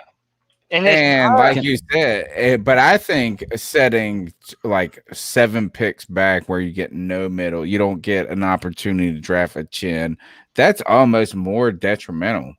Right. Like if you knew you were getting your big time stud in the first and you said we don't have a first round pick for the next 2 years, I know it sucks and you don't get to dip your toe in that elite athleticism, but you can find some good players. Some very good players. Can I, while we're sitting here talking about this, did y'all see the trade offers, the possible Carolina Panthers trade offers I shared in the chat the other day? Can I share those on the screen? Let's talk about those. Which ones are possible? Please. You said I could share, right? Let's see. Share screen. Can we listen to the next call as you figure the share out? Yeah. I think it's Chuck. Panthers podcast. No, it's G. Hey, man. Congratulations to Matthew Stafford.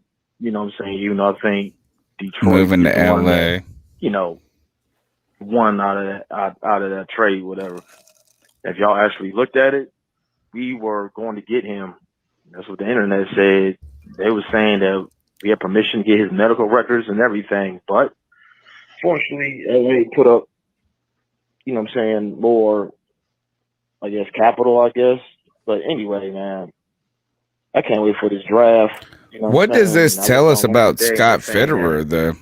Dude, that he's aggressive. Whatever, out of the Jets, who I really don't want. I wasn't a fan of his at USC, to tell you the truth. But, anything to win. As long as we get Teddy Bridgewater out, man. And I would love for Watson to come. It's not happening. Teddy Bridgewater's going to be our quarterback next year. I'm hearing they want 2 first-rounders, 2 second-rounders, and they want 2 young defensive players. And for the fans out there, there's no way in hell we're giving up Jeremy Chin and Brian Burns to get Deshaun Watson. Absolutely. I'll give up J.K. Short, which I seriously doubt will happen. And I'll give him Shaq Thompson. And everybody would give opinion, it. Yeah, of course. I would also give away my old ass pair of Air Maxes. They got a hole in them. But I was going to ask Cody, this is about what was it the beginning of his call? What do you say? Talking about Matt Stafford and how we did look for the medical. Yeah, exactly. All right, so that's exactly. Thank you, Greg. See, Cody, when you think about our GM, we just hired this dude. He's going to say, I'm going to be aggressive. I'm going to be on every deal, this and that. But I saw a couple of people talking about offering that for Matt Stafford. Did it change? Did the news of that potential offer change your position on, or how did it color your position on our GM, our new GM? Not change it, but how did it color it? Here's a curveball for you. It doesn't.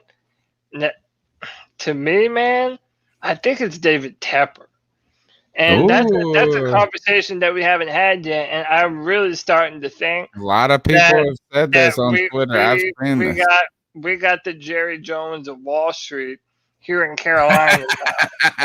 Yeah, it's not a ridiculous. That's not a ridiculous position to have. And listen, it's like David Tepper was the one that was originally dropping all the subtle hints and jabs in the press conferences about and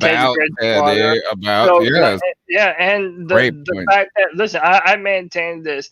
David Tepper, I don't care what you want to say about Matt Rule or Joe Brady or whatever.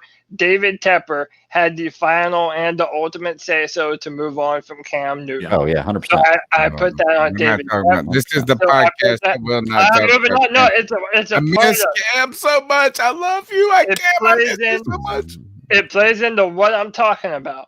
No, these are great points, bro. He made the decision to move on from Bridgewater. From Newton. He made the decision to transition to Bridgewater, and he signed off on and okayed paying him that amount of money. Truth. Here we are going for Matthew Stafford. And, dude, I think that David Tepper is just, he's one of these Wall Street guys, man. He's been watching this podcast, bro. Dude, he watched this podcast about Teddy. He goes, I wish I would have kept Cam. I wish I would have kept Cam. But it might also be true that he is a shit talent evaluator. Exactly. That's what I wanted to get to, because here's my thing. No, he already evaluated Teddy Bridgewater. Be. He thought Bridgewater was the answer. And I can say the same thing about McVay. McVay drafted Goff, and they traded up for him, didn't they? They gave up a lot to get Goff, and Goff didn't work out. So when they look at Matt Stafford, and then they say, "Oh, this is the guy," well, you said that with Goff too, and it didn't happen. You even paid Goff, and it didn't happen. A little different. So I'm just saying it makes me question their judgment. Let's keep it about David Tepper. All the decisions that David Tepper has made on quarterback have not been good ones. Agreed. Like, they have not been good ones. Agreed. Like well, it's only been one decision. That's it. Cam and one. It's been one decision. Cam and Bridgewater. One decision was to cut Cam and go with it. It's a singular decision. And like one. And Matthew Stafford. If you don't hold all no, of those, the Matthew Stafford is two. All right, I don't believe that one. First of all, I don't believe the Matthew Stafford one. I truly don't believe. I'm not sure how that we were real players in that joint. I don't believe that at all. Like, it doesn't fit us. It makes zero sense. Yeah. Like, I will ask them straight up, like, how solid is this info? And I'm not saying that they're just making shit up. I am not saying that they're just fictitiously throwing our name in there. I'm not trying to say that. I don't believe the Carolina Panthers were a serious player for Matthew Stafford, just because I don't think it was a great fit for us. And I am a Matthew Stafford proponent. Like, I got no problem with homie. Right. Like, I'm not trying to say he does. I just don't think it was a great fit for us. That's right. Particularly where we have $20 million on Teddy Bridgewater. But you're letting that cloud your vision, though, because you're saying because he's not a good fit, that David Tepper wouldn't execute that we wouldn't go out and get Matthew Stafford. But no, if he's not a good fit, why would we go get him? The other way, the Carolina Panthers, even in spite of all that you just said, and you are right, Matthew Stafford is not a good fit for us here. But yet, if it is true, then David Tepper once again signed off on a quarterback that would not fit this situation here in Carolina. Agreed. I like once again. But here is that if I went to your life and your house was worth like $200,000 and you were saying I'm gonna put it on the market, and I said, well, I'll give you $99,000. I feel like that's what we did for Stafford. Yeah, like we kind of called to see what's up, but I don't think it was a genuine, real interest. I just don't look at how much the Rams gave up for him. And we're trying to sit here talking about the Panthers being interested in him. No. You don't believe it just because it's a bad fit? Like, I don't. Before I don't think that we were. I think we were trying to just bottom fish. You ever been like you just bottom fish? You're just trying to hope. It's kind of like you go say what's up to the girl that you know you ain't got a chance with, but you just hope. Maybe that she's feeling bad about herself. Like if we exactly. The part, and I think this is where Cody would be frustrated with the decisions, is if we actually offered our 8th pick. Like, what if things had fallen through? That's not that bad. Hold on. What if things had fallen through with the Rams, and all of a sudden now we have to give away, even if it is just our 1st and 3rd pick, which I believe it would have been more if the Rams were offering what they were offering, and that fell through. They offered like 7 picks, bro, and 2 firsts, and a quarterback in return that is definitely would be considered better than Teddy Bridgewater, right? So I mean, we were dealing with this at a handicap anyway, but I do believe that. We were in on that. Like if we could have gotten Stafford for that 1st round pick and 3rd and maybe something a little more, we would have done it. I really believe that, because right now I think that their thoughts are that's an established quarterback that can lead a young team to possibly do something more than he's ever done or that our team's done in a while. But like I said, I think that's where Cody's frustrated.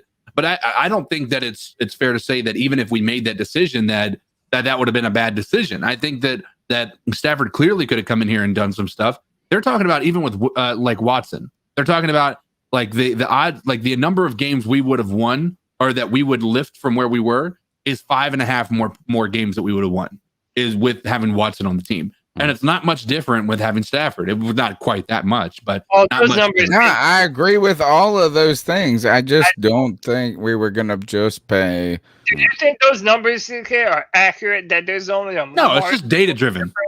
Yeah. Okay. So then, what does that even mean? Like, yes, they are accurate. Yes, they are accurate. Yeah, it doesn't mean nothing. If you put Stafford on this team, we were a 10-win last year. I don't know what we're going to be next year. But last year, if we would have had Stafford or Watson, we're a 10+ win team. I can agree with that. But I mean, I can I don't like know. Our biggest weakness was fucking Teddy Bridgewater. Just very simple. I mean, to put it in perspective again, and we've talked about this, there were 8 drives at the end of the game that would have given us a tie or the lead that Teddy Bridgewater every time, 0 times out of 8, he was able to do it. I'm not going to say that Matt Stafford would have done all 8 of them, but I could see a scenario where he got at least half, possibly more. See, exactly. We left out by 2s, baby. More than Bridgewater, less than Deshaun. Yeah. All right, let's go to the next call. Well, hold on. Before you go to the next call, you want me to share this? Yeah. Oh, yeah. Yeah, because I had it all. I'll keep up. Okay, see, this is 3 I trade forgot. options. Yeah, hell yeah. That you guys sharing stuff is amazing. Do it. Share it. Go. So, do you guys see it? Not yet. He'll have to pull it in. Oh, okay. Oh, I gotta pull it. All right. Yeah. Oh no. All right. So this is the first trade offer. All right. Panthers get Deshaun Watson.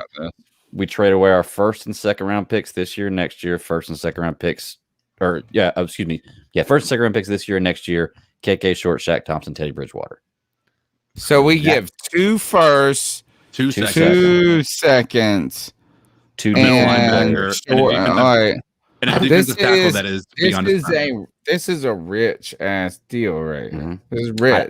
I don't mind this. The 3rd one's my favorite. But I don't mind a lot. This is a lot. I would say this is a little bit too rich for me. I think it's too rich. I think this is right where this is this money spot right there. I think. Yeah, I would take that deal. That's a big deal. We're not picking. Picking. Our draft shows are gonna be boring as fuck. But we would have Watson. Hey, Tony, our post-cam shows would be fucking lit. That's true.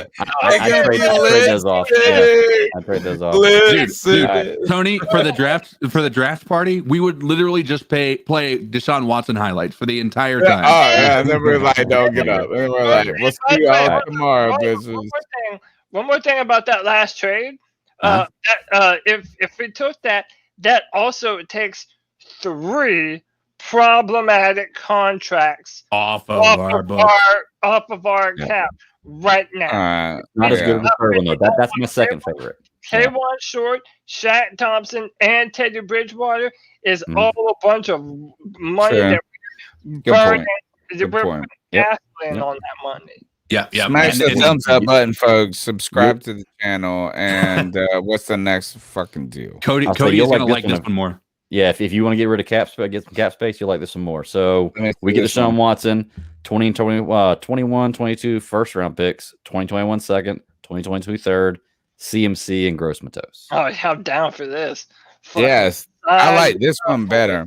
I like this one better. I think that 2, like this year and next year's second, I want to make some noise in the 2nd round. It's kind of like what I'm thinking. Yeah, it's like we got Moten in the 2nd round. We got you can get You guys want to do Christian McCaffrey dirty like that? Like, I don't give a fuck, and that's so wrong. You're right. You're so right. It's like we're like, but he's a white privileged boy in a society. It's nothing about the white. None of that. He's a running back and he's overpaid. You don't feel sorry about him. He's overpaid, and I agree with Tony. All of these trades should have Teddy Bridgewater in it. I agree. No, nobody's taking Teddy, bro. It hurts them. You just throw them in there to get them off your book. No, they don't want them on it. That's why the last one. That's why the last one. That last one would have looked exactly like this one with only 2 first rounders and 1 second rounder, but we had to throw in Teddy Bridgewater, so that's why they needed that extra. Actually, before you move on here, is if I was the Panthers GM right here, what I'm trying to negotiate right here is you either give us back that second round pick or the third round pick, like, and Gross Matos. Like, you can't have all 3 of those things. Okay. It's like I got to either pick that, like, let us keep the 2022 third round pick or Gross Matos. But Tony, that's how you're not. Tony, you have to realize that. That he has not proven himself enough. We can hold on to him. We can. It doesn't matter. But that's why you're not giving away more. You're giving 2 first round picks, but that's it. Like everyone else in the news has been saying, 3, maybe 4 first round picks for Deshaun. Like, this is only getting away with sending them 2 first round picks. Why can't we keep Gross Matos or that third? I'm just saying, like, because the Houston one of the have already said all negotiate. The word on the street is the Houston Texans want young defensive players. Yeah, we did that one. Yep, Young was in there. What's the third one, Greg? What's the third one? This one's my favorite one here. Let's see, number 3. We get Deshaun Watson. I like number 2 so far better than number 1. We get Deshaun Watson. They get our 2021 or 21-22 firsts. They get our 22 second or 23 third. Dante Jackson, Shaq Thompson, Teddy Bridgewater. Yeah, sign me up for this one. I'll make my favorite one. Yeah, all day. Number 3 is my favorite. We get to keep Christian. We get to keep our second round picks. And we got rid of the players that we don't even like. I don't think that we don't even like this motherfucker. We like this one, but I don't think this is enough for Houston. I agree. I don't think it is either. This is my favorite one because we give up the least, I feel, but I'm sure they see that too if they saw this offer. Yeah. You know, this theory. So do you think the league thinks more highly about Shaq than we do? No. No, I think we all. Do you think the Panthers think more highly about Shaq? I think the Panthers think more highly of him. Yeah. I'm willing. Yeah, but definitely. Herney might have thought more highly of him. I mean, like right now, after this year, objectively, I think they probably think about Shaq Thompson. What we do is that he's a nice piece to have in your linebacker core. Next to Luke Kuechly. But he's not the dog. He's a nice piece to have beside Luke Kuechly. He's not the guy. He's not the dude. And he's a role player. And by the way, out of all those, number 1 in my opinion, even though it was the most in terms of draft picks, capital, the fact that it gets rid of so many bad contracts, number 1 is the one. Absolutely. Wow. Yeah, number 1, and I could see that working. You know, outside of the fact that I think that the reason that it is so rich on the draft capital is because not only Teddy Bridgewater's contract, but it's also the K'Wan Short's contract. Yeah, K'Wan Short hasn't played a full season in a while, bro. Like, and he hasn't been an impactful player in even longer. Love Short, man. I'm a big Short fan, but you're right. It's been a couple of years now. It's been 2, and it's gone out of the season early as well. And it's kind of like one of this. If he comes back right now, it's going to be a great story. It's going to be a great story if he comes. I'm not saying comes back like he can play. At some point, he's going to come back and play. But I'm talking about, like, if you come back and you're dominant like you were. He came in the same year as Aaron Donald, I think. And for the first 2 years. 1 year apart. KK was 13, Aaron Donald was 14. Was he 14? All right. So KK turned out to be like the second round Aaron Donald. Yeah. You know what I'm saying? Like, he was the Ollie's discount Donald at that point. Yeah. And he was dope as fuck from 13, 14. He was killing, man. So I hope he comes back and does that. Do I think he can? I think he can come back and play. I just don't think you can bank on him being dominant. Next, I wonder. Oh yeah, go ahead. Hey guys, once again, Chuck from Elizabeth City. Great podcast, guys. So addictive. Thank you, sir. Calling in and listening to you guys talk about topics about the Panthers. I'm calling this last time talk about the Super Bowl. Who do you guys think's going to win? Who do you want to win? Thank you, Chuck, for pushing the conversation forward. I don't like Brady. She is out of the Super Bowl, and I'm tired of hearing about him. And Tampa's in the division, and I don't like the Tampa Bay bunch of quitters. Chuck, bringing it. I love it. Chuck, don't Love be so. Tampa Bay Ooh. bunch New of Orleans has queers. won this division 7 times. We won it 5, Atlanta 4. So crude. Bringing up the rear 3. Now, I say that because the last time the Tampa Bay Buccaneers won the division, remember they were a wild card this year. The last time they won the division was 13 years ago in 2007. So They won. They did not really. They made the playoffs in those 7. I thought they haven't made the playoffs since 2021. Probably about 5. Atlanta 2021. But Tampa Bay has not been winning the division. Thank you. 1990, 2000, whatever. Then when they won the Super Bowl. But yes, that was fun. They have more championships than everybody else combined. New Orleans won. Of course, us and Atlanta haven't won one. So, yeah, they've got the championships, but they've been the weakest team in our division over the past 19 years in this division. Okay. I also would like to add that if Tampa Bay loses, kind of looking at it like this, that Tom Brady's got one more year on that contract. Yeah.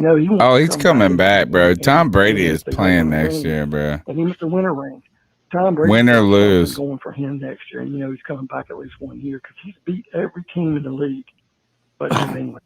He's been New England's quarterback. He's going to want to play next year and beat Belichick. Where were you at, Cam? You were supposed to be bringing us to the title. Belichick did not beat Brady, and Brady beat Belichick, and that's going to be big for him next year. But I think for Tampa, to win the Super Bowl, if they win the Super Bowl, all things are smashed. But if they lose the Super Bowl, they definitely are going to be paying attention to winning.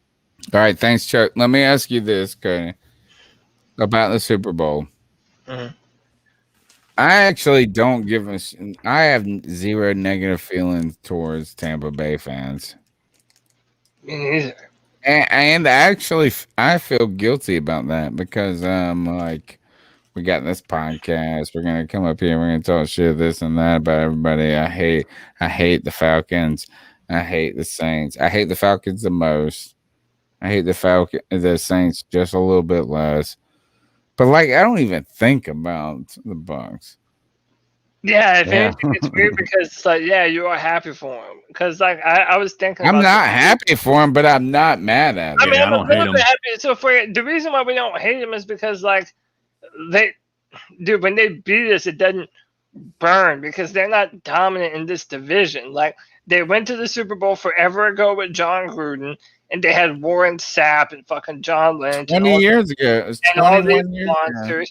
Yeah, and then the fucking GOAT comes to town. And him and Bruce Arians take them to a Super Bowl. And they have a ton of talent. They don't have obnoxious fans as much as you see with the Saints and the Falcons either. I like all the people. I like all of them. They're like, oh, nice. They're like, we won our Super Bowl. We like to watch football. Our team sucks. But we want to be part of your they're so nice. The question I have going back to this is Tom Brady's coming back. No matter what. Think about this. Why would he not? Oh shit. Oh yeah. If he loses this year, he does not want to leave a loser. Tom Brady does not want to leave a loser. It does. You just can see it. Second, if he wins, he gets a taste of the super success. Mm-hmm. You know what I'm saying? Not only did he get the 7th ring, but look, you're in a good spot. We just won. I don't feel like Tom Brady can quit, win or loss. I think he should just go until the wheels start to fall off. Yeah. Look what the Saints. You could have 10 Super Bowl championships. Dude, look what the Saints did with Drew Brees the past 2 years, and they've been dominant with the quarterback that looks like he was about to die. Look what the Broncos did with Peyton Manning. Yeah, he's coming back. That's not even a question to me. Yeah. But going to Chuck's question about this Super Bowl, let me tell you, some news came out recently that made me feel very different about this matchup. And some of you might already know what I'm talking about. But, okay, initially I thought, dude, I've said before that the Kansas City Chiefs are like a bomb. Once it goes off, there ain't no putting it back. Okay, the Chiefs can do that to anyone. It went off 3 years ago, bro. Yeah, so you cannot put it back. These assholes are unbeatable. But, big ass butt, boy. Their left tackle is out of the game. It's Mike Rimmers. Now they got Mike Rimmers. They got Mike Rimmers, yo. Mike Rimmers will be going one-on-one all night with Jason Pierre-Paul. But isn't he old as dirt? Isn't JPP old as dirt? No, he like 67. He had a great year this year, man. No, he's had a great year. Yes, right, but isn't he like 67? But I will tell you this: old ass JPP in a wheelchair with 4 fingers, 2 fingers. Enough to beat the shit out of Mike Rimmers. But big butt to add to that. Patrick Mahomes is phenomenal rolling out to the right. Improvising, yep. The left, who gives a fuck? He beats everybody. That's my point. I'm with you, CK. It's like, it's the right, the left, who gives a fuck is my point. He's also the best quarterback in the NFL. I am. So I'm not. All right. Right away. 1, 2, 3. Quick. No explanation. Who wins the Super Bowl? Kansas City Chiefs. Kansas. I'm at Kansas. You're the only one. The Buccaneers are lonely. I think Tom Brady proves that he is. I understand. He is the greatest professional athlete of all time across any sport. I agree. I think that's a reasonable. No. Let's go to the next call. Rephrase that. Another conversation. I'm coming back into this after the call, but yeah. Oh God.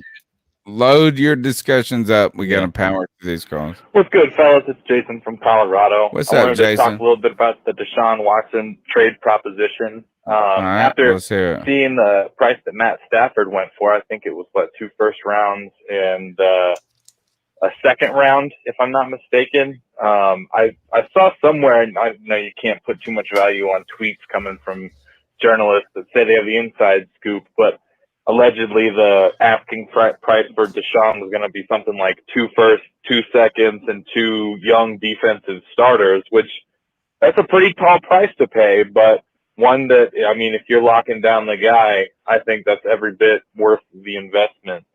As far as potential defensive starters, I think that number 1 on the trade block ought to be Dante Jackson. Mm-hmm. I think that he is good enough to be a starter on a lot of teams, and he's young, but I have questions about his mental maturity and his ability to hold up to pressure and to take criticism well. There's just some maturity questions with him.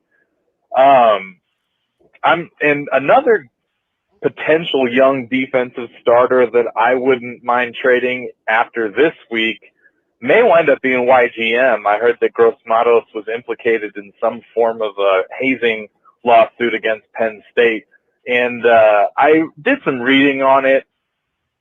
In my opinion, and it's not worth much, it sounds like the person who's filing the lawsuit might just be a bit sensitive to, I think there's a fine line between bullying / teasing and hazing. Hazing is a very institutional, kind of organized ritual, I should say, whereas bullying happens everywhere, and I think it's damaging to confuse the two. I think that bullying happens. It's not acceptable, even though it happens everywhere. But to say that somebody, I don't think you can file a lawsuit and say that somebody was being a booger to you on a football team. I mean, at some point, it's a man's sport being dominated by some hyper-competitive alpha males, and there's going to be the stratification. People are going to rise above others, and they're going to, That being said, if Gross Matos is the type of guy that's going to be abusive towards other people, and even if he thinks he's being funny, not being able to draw the line. I don't know. That's just some thoughts I'm having. Dante Jackson, YGM, some draft picks, and get Deshaun Watson. I honestly think that would it gives you the opportunity to plug in some people that you might not have heard of. Some, I don't know, let's say some undrafted free agents from Baylor and Temple, like. Question about that. Cody, do you know anything about the Penn State stuff that was involved? I mean, we heard, and I'm actually less interested in Yotam Gross-Matos and more interested in Penei Sewell or whatever the person that's coming out of that. That seems to make the real story is connecting the new player to maybe an older hazing player. I don't know. I mean, is this? I don't even know what. I didn't even hear about this. You haven't heard about this? Well, no, like a hazing story. Yes, at Penn State. I have no idea. Oh, you got to check. All right. Well, then we will look. We'll load it up for next week. All right. You got to look into it. Is that is Penei Sewell from? No, Penn State? Penei Sewell is from. This is the left tackle from Oregon. Who's the guy from Penn State? The linebacker, like whoever is going to be there first. Parsons. Sorry. So somebody. There has been a story that has emerged that ultimately implicated former Penn State players in these hazing incidents that were less than cool. And to the point where Penn State could face some issue. You know what I'm saying? Like it's not like a little thing. And I think it was that dude, that Parsons guy. I'm not 100 on that, but he's sitting there saying, I'm leaving and these motherfuckers fuck with me. And I think Yotam Gross-Matos is one of them. Like he's involved in the story, bro. We'll load it up for next week. Okay. Do you have evidence that he is, or is that like speculation? No, the story. I mean, yeah, the only evidence I have is I read that story that. I mean, it's like a real complaint, and yeah. Yeah, okay. No, and I'm not saying he's like a problem child, but he is caught up in some sort of issue. It would have to be bad for us to want to move on from him, right? Like to say that might rear its ugly head. Like, yeah. I mean, but unless it had to do with raping someone, then it's like it did. It was raping. Wow. All right, let's go to the next call. Okay. Got a little cut off there, but I just wanted to wrap up by saying that I really appreciated the podcast last week and the look at Scott Fitterer's picks. I'm really encouraged by what I've seen from him. It sounds like the word that he put out was that Carolina was going to be in on each one of these deals. And so far from what I've seen, Carolina has been involved in all of these deals. We haven't landed any yet, but it's from the word on the street is that Carolina was a front runner for Matt Stafford and that he didn't want to come here. I wonder if that might have to do something with the new coach that we just hired, the quarterback coach that worked with him. I wonder if he just doesn't like that guy or what, because it seems like the Panthers are, compared to some of the other quarterback destinations, aren't that bad. At least they're a known quantity that, with a positive front office atmosphere. There's less unknowns with our coaching staff. I mean, we don't have a whole heck of a lot of turnover in the coaching room, especially compared to some of the other teams out there. Anyway, I love what you guys are doing with the podcast. Keep pounding. Wow. Oh, I forgot to tell you guys this. Or have you ever heard of At the Sports Guy? It's a boy. He is the Israeli cat that always texts with everybody that's Panthers fans, and he does that at the end of calls, and he's become almost famous on local radio. Shockhead? Yes. Shockhead. Thank you. Dude, how did not remember Shockhead's name? He used to be in a chat room like all the time. Him and Travis. What's the guy from WFNZ? T-Bone. Yeah. T-Bone just announced today that Shockhead blocked him. It's like a big deal. That's a big deal, yo. Is that because T-Bone takes on all these homies? He takes on these stray cats like Shockhead. He takes on the stray cats like who's that other guy? The Bruce Baker or whatever. The guy that dresses up in these outfits and goes out with other people. Anyway, I'm worried about Shockhead. So round to you. And thank you for the call. Any thoughts as we move on? No, I got one thought for Cody.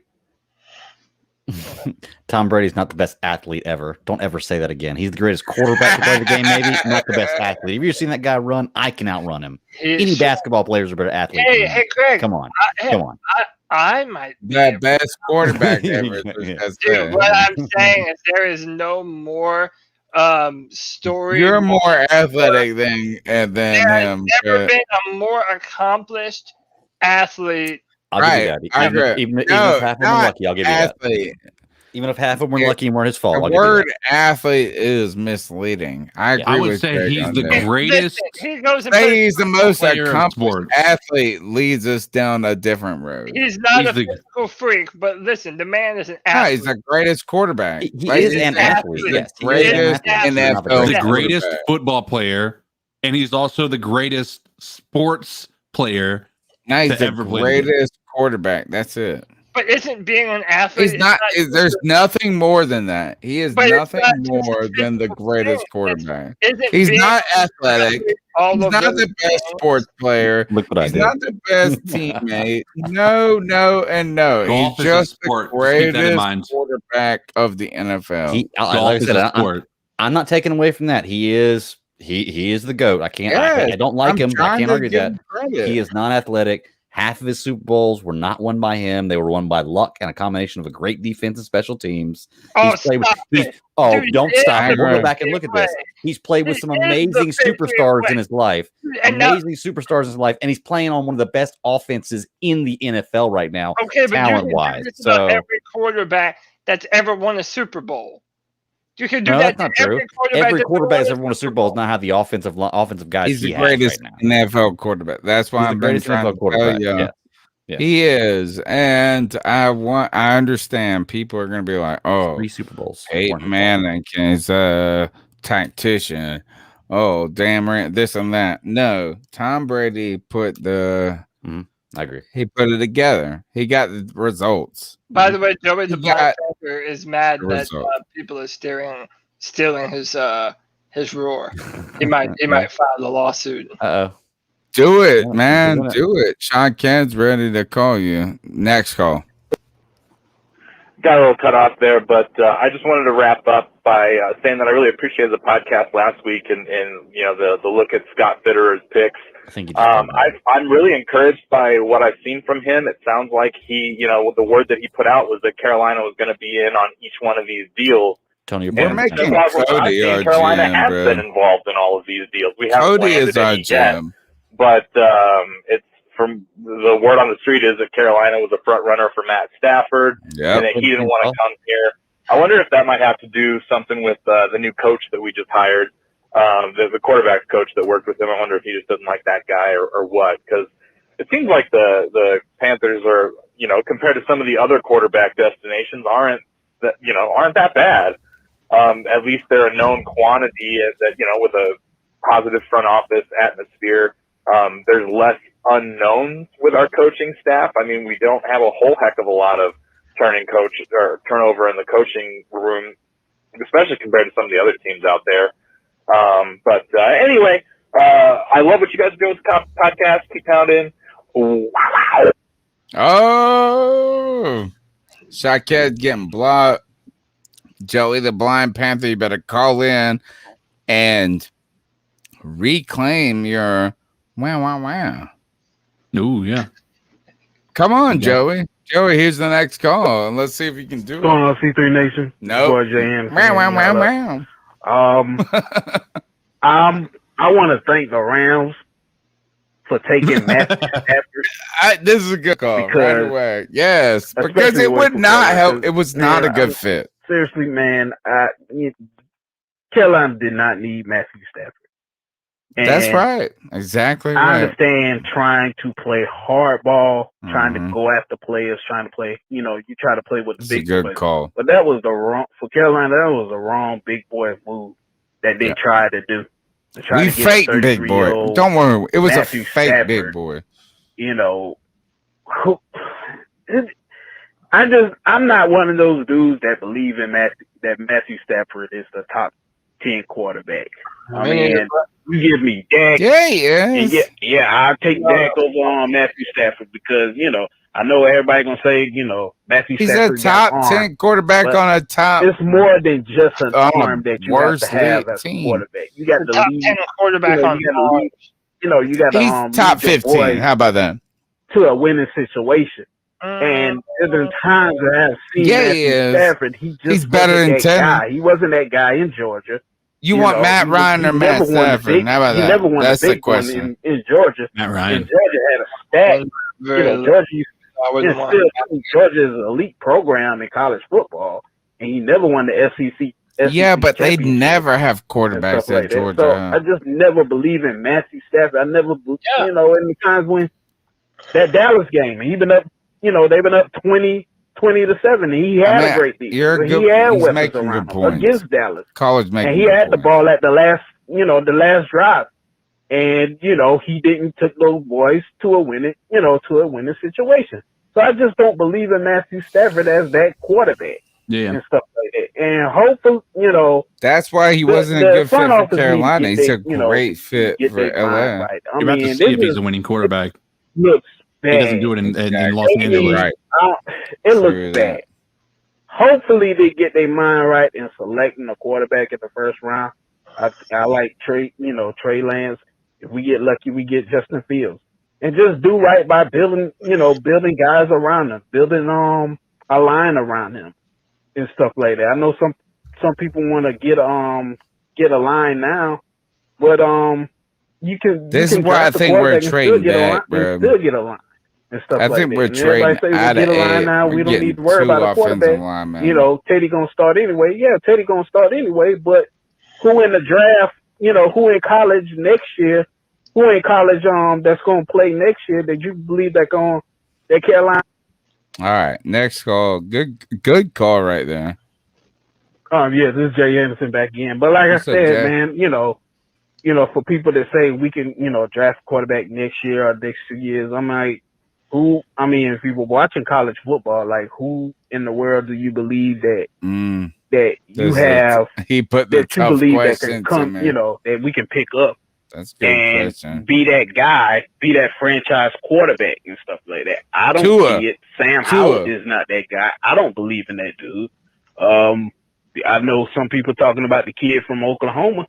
I just don't see it. The kid from Cincinnati, I don't see it. Unless they prove me wrong, next year that I see something in them that they can come to Carolina and be a franchise guy. I just don't see it. I see guys right now. I see a Justin Fields. I see a Trey Lance. Trevor Lawrence is that dude. We're being but I just don't, I don't see it from the guys. I don't believe in Justin Fields. The guys that coming in. I don't believe in him. Coming in next year. Who knows? It might be a Cam Newton like next year that blows the roof off. Next college football season. But that just comes out of nowhere. You might as well go ahead and get one right now. It's not reaching to get a quarterback.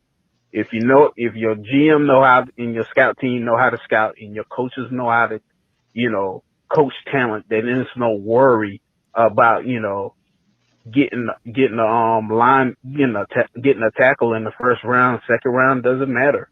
They still got to coach them up. Look what we got on Greg Little in the second round, and everybody I love that pick. Look how that turned out. We pick them high, so it doesn't matter where you pick them from. It just matter where you coach, who the player is and how you coach them up. All right, man. Cody, I want to ask you this: am I racist for believing that Trey Lance is better than Justin Fields. Racist? No, it's racist. Yeah. It's racist to think Zach Wilson is better than Justin Fields. Okay. Because I actually think that Justin Fields, and I don't want to be like, I don't even think he's like the super athletic dude. Oh, he is really athletic. He kind of reminds me of Marcus Mariota. That's what he looks like to me. As a player, it's a first glance, and I'm not an evaluator. I don't know these motherfuckers. I don't know if he's the smartest motherfucker in the world. I don't know any of that. And thank God I'm not a racist. I don't think it makes you a racist. I think it means you might have some legitimate concerns about old buddy. I've said this. I think the talent level is off, through the roof. I mean, the guy has been highly talked about for every bit as long about Trevor, like they've been mentioned in the same breath for years. But again, this is my personal evaluation. I've seen him get hurt a lot. He's never missed a college game. Hey, you would take Homie over Homie, right? I would take Trey Lance. Look right at now this. in my evaluation, it's just the durability thing. But I also don't want people to think that means I don't like Justin Fields either. Because I do. I have two major concerns. Do you think he's gonna be the bomb or like the ball? It's not all right. What I'm asking you is not whether you want him. Do you believe he's gonna supersede Justin Herbert? Like, is he gonna be a talent that can supersede? Because to me, Herbert is kind of the floor right now. Like, I want that really or nothing. Yeah. You know what I'm saying? It's like this. That's kind of what I want. And it's not because how he looks. He looks like an idiot. He's got giant pimples on his face. He's like this and that. Like, no. So it's not, you can't tell me it's like how he looks or this and that. I'm just saying this motherfucker bombing the shit down the field. Is he better than Herbert? That's what my gauge is. Better than Herbert? College film. Is Justin Fields a better pick? Like, kind of like Tua. No. Like you said, no. Then I don't want nothing to do with it then. I think you might have missed your chance. Like Herbert might be a once in a lifetime kind of prospect. Oh, shush, he ain't that good. Dude, 6'6". He is not good. He is not that good, bro. He is not that good. He is not better than Cam. He is not better than Josh Allen. He broke like every rookie record that there was for an NFL quarterback. Yeah, but they didn't win. Smashed them. But they didn't win. Neither did Cam Newton. Neither did fucking. And Cam, guess what? His career did not supersede. And I will put Cam up against Josh Herbert all day. You're misinterpreting. What's his name? What's his name? Justin. You're misinterpreting what I'm saying. Not good with names. When I talk about quarterbacks, I'm drafting traits. If you're a big motherfucker, 6'6", 240 pounds, and can damn near run a 4.5, yeah, I'm gonna evaluate the things that you do. This guy or what's the field? Him or Fields? Herbert. All right. Well, then I don't want nothing to do with Fields then. But that's a bad comparison because, like, why? Why? So like this similar range. How about we were at 6 or 7 last year? We could have had Herbert. I can't guarantee you that Trevor Lawrence will be as good as Justin Herbert. Whoa. That's a lot. If you can't do that, then I don't want to talk about football anymore. I don't want to talk about shit anymore. You're not even listening to me now. I'm saying Trevor Lawrence might.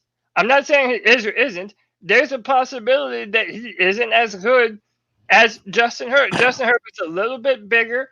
He probably has a little bit better arm talent, but Trevor has been a much more accomplished winner throughout his entire life. But Greg, get him. Get him. I just have a question. I'm not gonna get him. I have a question. Traits. Go ahead. I have a question for you. Okay, because I know last year everybody was damn nuts about Joe Burrow. Okay, if Joe Burrow doesn't get injured and finishes the year out, does he have a better season than Justin Herbert? Because last year everybody was like, he's the end all be all. He broke every college record you could have, the best college year ever, and now it's all about Justin Herbert. He wasn't given the same opportunity.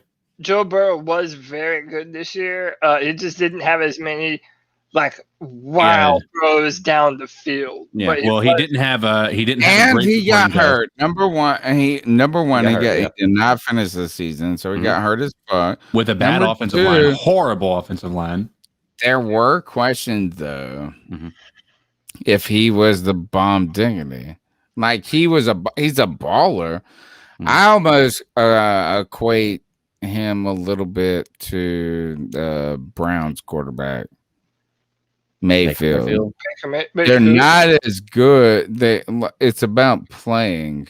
Yeah, they get more hype. It's not about their talent. Yeah. It's just about these guys win on Sunday. Did you say you compare Baker Mayfield to Joe Burrow? Yeah. Oh, that's a bad comparison. Why? Why is that bad? Baker Mayfield went to the AFC Championship game. Neither of them have elite. Neither of them have elite traits. Neither of them have elite traits. They just are cats that trying to win. I would take Joe Burrow over Baker Mayfield 10 times over.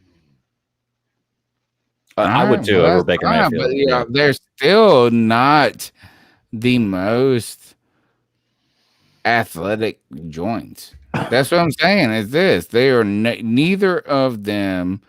Joe Burrow, if you think that Joe Burrow, you're like this, my man. He's like this. I will not fuck with Tua. I will not fuck with Tua, but we ain't gonna talk about Joe Burrow. Joe Burrow does way more than Tua. Lies. You don't know that. I do Joe know Burrow that. had one really good college season. Tua had 3 phenomenal college seasons. 4 games. You have 4 games of tape, and they're just all right. I think that Joe Burrow just has a big D. He just is like this. Always come back to the D. Joe Burrow has proven to be a good rookie NFL quarterback. Which is something. He's not proving it. He played 3 games, Tommy. No. Well, he played 1, 2, 3, 6 games, and he had almost 3,000 yards, 13 touchdowns, 5 interceptions. That's not bad. That's not bad. That's going to finish out about 5,000 yards. No, I'm not saying he's bad, but he is not proving it. He's not proving it. Come on, I mean, that's all. Tagovailoa has not come close to that. But he How not? Tua was in the playoffs. That's not a valid argument either, because Tua was in the playoffs. Tua was in the playoffs, dude. No, they weren't. They didn't make the playoffs this year. Yeah, they didn't make the playoffs. They had a good record. They should have been in the playoffs with their record compared to 11-5 or whatever. They didn't make the playoffs even with that record, bro. Yeah, because the AFC is just stacked. But what I was gonna say is comparing Tua and Burrow is tough because Tua had a fantastic defense. He did not have to play from behind very often, right? So those yards are going to be all running. They're going to be everything, right? Whereas the Bengals constantly behind. The only thing you can do is throw the ball, right? And that's the reality of it. So, I mean, even comparing those stats are just going to be misleading. I just don't. When we looked at him, we were not like, how about this? Let me ask you this, Cody. If you could pick right now, would you pick Joe Burrow or Justin Herbert? That was basically what I was asking. Yeah. Justin Herbert. I mean, see, look, he ain't even gonna pick Joe Burrow. Do you mean he's not gonna even look? This bitch went straight Justin Herbert right away. Look, God, that's you're fraudulent. I think a better representation. I think a better representation would be Joe Burrow or Justin Fields. That's what. That's bad. Look, real quick, just give Joe Burrow. I think Joe Burrow can be good. They're comparable arm talent. Actually, it's not comparable. I would say this, Joe Burrow. Then I think that Joe Burrow is better than Justin Fields. I would put by a million miles. No. Y'all want to have some fun with numbers here? I would put Joe Burrow ahead of Justin Fields. Yeah, I probably would too. That's what I just said. Joe Burrow played 6 games and he finished 23rd in passing yards. He played 6 games in his rookie year, and he had 1 less touchdown than Teddy Bridgewater. Yeah. He finished in 6 games with more passing yards than Cam Newton, Carson Wentz, Nick Mullins, Garner Minshew, Sam Darnold, Andy Dalton, Ryan Fitzpatrick, Mr. Trubisky, Dak Prescott, Nick Foles. Now we're getting into secondary. In 6 games, he threw for more yards and touchdowns than all of those guys. Well, not maybe not touchdowns, but yeah, they have good weapons. Touchdowns. They just don't have a great offensive line. Like, I mean, to say he's play like if they were to fix their offensive line, they have competitive you would offense. want Justin Fields over Joe Burrow is ridiculous. I didn't say that. I said I put Joe Burrow over. I said they're comparable. You need to start looking at quarterbacks in terms of how I do physical traits and talent. He said that. Look, all right. So when he says they're comparable, I just want one. I want this guy or that guy. I don't look, and I actually don't think that Joe Burrow is better than some of those guys we're talking about. I don't think he's better than Trevor Lawrence. I don't think he's better than who was the other one? Trevor, I'd put above Joe Burrow. I'd put Trevor. But he is way better than a couple of these other cats. Yeah. Cam Newton, how about this? Let me tie it all back into the Panthers, okay? Cam Newton represented a premium prospect, right? 6'5", 240 pounds, cannon for an arm, mobile, tight window throws. Okay, I consider that the prototype. Okay, there are only 2 other players that have what I call the full package, meaning they have every single thing that you could want in a quarterback, and they're graded at an elite level. Who are they? Who are they? Tell me. It's Justin Herbert and Josh Allen. And the reason I don't put Patrick. Oh my gosh! The only reason I don't put 2 white quarterbacks. Oh, shut the fuck up! The only reason I say that is because Patrick Mahomes, for example, is not built as big. So that's what I'm saying. Cam Newton, Justin Herbert, and Josh Allen. He's the best quarterback that ever lived, bro. But again, they're durable because they're big as fuck. They're strong, smart, athletic. Like, that's what I'm saying. If you're going to compare everyone to Justin Herbert going forward, dude, good fucking luck, bro. Because I'm telling you, that kind of talent, you don't just happen upon it, man. So that's what I'm talking about. When you're judging these players, you are never going to be able to teach Tua or Joe Burrow to throw a ball as fast and as hard as Justin Herbert or Cam Newton or Josh Allen. And the ability to make throws on the run. Obviously, you're not going to be able to teach Cam the footwork, the whatever it is. I love Cam. Sorry, Cam. Please come back. Next throwing motion, all that stuff. Yeah. Yeah, whatever it is. We still have hope. Oh yeah, and this is your boy Jay, and one more thing I got to say. I know I'm calling too much, but one more thing I got to say. You know, I've listened to a podcast, Quick Blitz podcast from Homegirl Sheena and Vashti. And I heard one of the 4-man rush boys said that it takes 4 to 5 years to build a Super Bowl team. I think that's stupid to say. If it takes 4 or 5, this ain't the 90s. If it takes 4 or 5 years for a team to build a Super Bowl team, then you got the wrong GM and you got the wrong coaches in place. You got the wrong scouting team in place. It doesn't take 4 to 5 years to build a Super Bowl team. And I heard the dude use the San Francisco 49ers. First of all, he got the date wrong. He said from 2006 all the way to 2019. Actually, it was, they got Shanahan in 2006, 2017, and they got, Garoppolo. Yeah, Garoppolo was hurt that next year. But, that next year in 2018, but in 2019, that's when they went to the Super Bowl. You look at Philly, it took them, they went 7-9, 7-9 as soon as they got their coach, with the staff and stuff like that. Plus they got Wentz that same year in 2016. Then they went to the Super Bowl next year in 2017. So if you got the right GM, that know, that has a team around him that knows how to scout players, and you got a coach that knows how to coach them, and you pick the right players, you could be in the contender in the Super Bowl in the playoffs next year. If Carolina know what they're doing if they do everything right, they can be in the playoffs next year.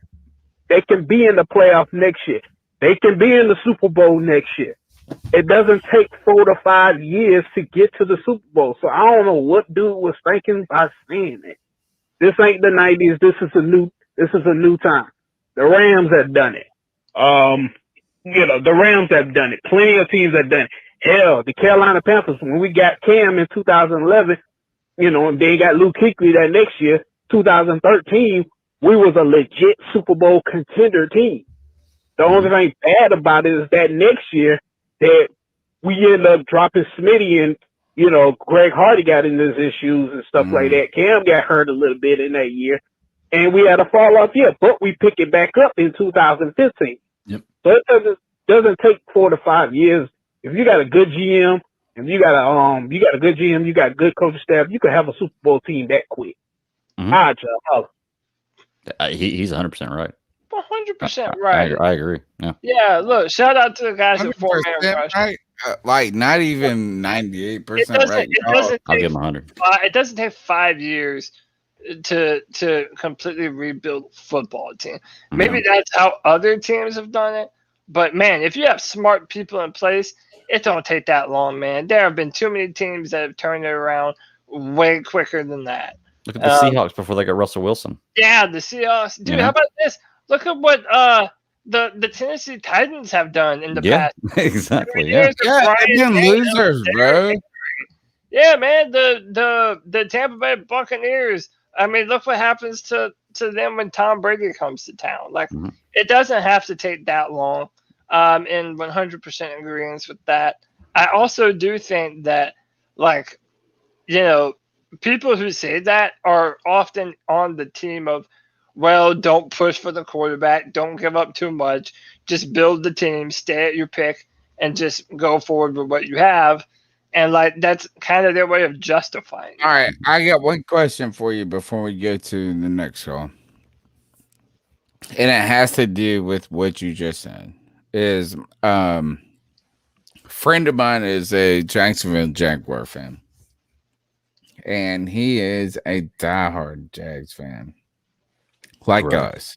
Good for him. It's weird. It's actually, it's like, it's very admirable. I look at him, I'm like, man, he's cheering as hard as he can, and there's nothing to cheer about. And the Jags actually did have a lot of success in the beginning, right? They had, when we both came into the league at the same time, they had a ton of who was it? Fred Smith, something Smith. Like, they had a couple of cats that got it done on their team, but then they hit this dip, right? And they have been struggling, and they've been trying to find their quarterback, this and that. And I'm looking at their team, and they went all in on, wasn't Tannehill. It was Butler.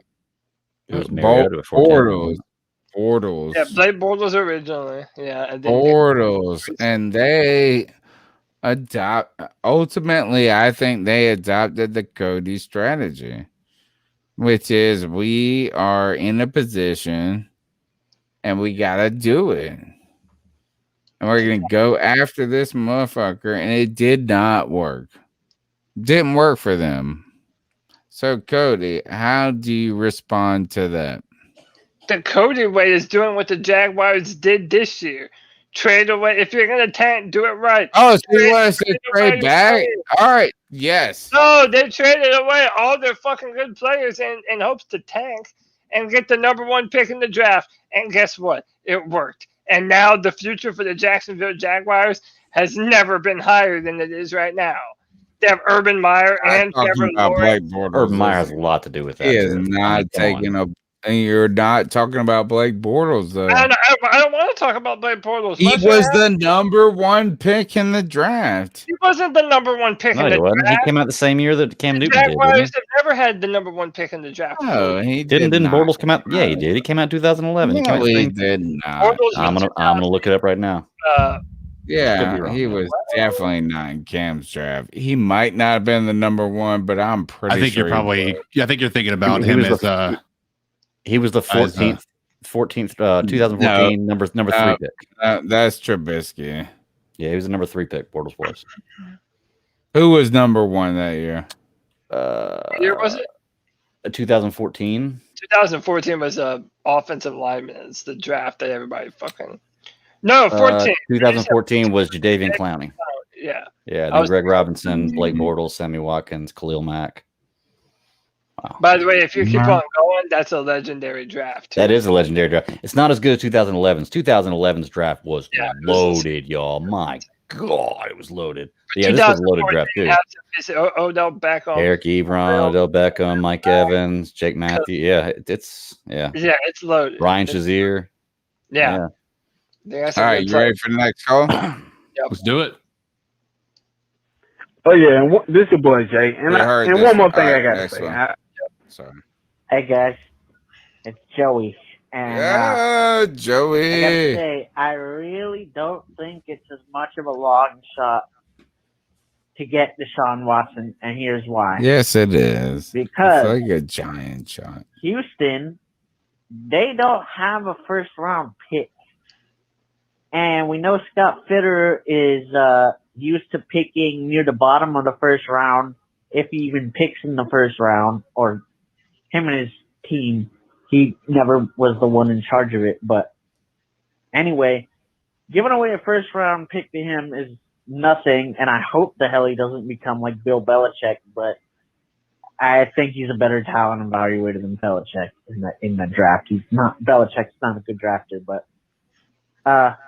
aside from me hating Bill Belichick for what he did to Cam Newton, we're not going to talk about that buffoon. Anyway, if we send Houston 2 firsts, whichever wide receiver we're not going to pay, and Teddy Sewerwater, and I know you're going to say, oh, Houston doesn't want Teddy Sewerwater. Yeah, they do. He's a good backup, and Houston can't choose. We don't want him, bro. They passed up Salah. They passed up. All right, next up, we're going Joey. We're going next go. We don't want to hear about. He's got the roar. He's got the roar.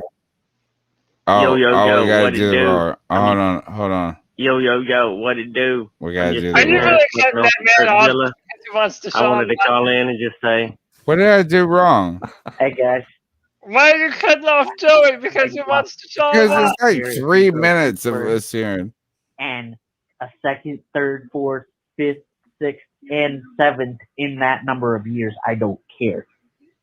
We have Deshaun Watson, and we're not getting Deshaun. What I'm saying, That's why. They don't want to listen to his cap. And Ram. Come on, hit us with the ram. Think that would work? Anyway, guys. Wow. That's why. And what did I do wrong? Tell me what I did wrong. You're like, I gotta go home by this time, and I've already. And I didn't. Like, I'm on here an hour longer than I thought I would be, and I would even. I know. That's why I was trying to do. Even longer for Joey the Blind Panther's roar, man. That's what it is. You don't ever mess with Joey the Blind Panther's roar. Look, man.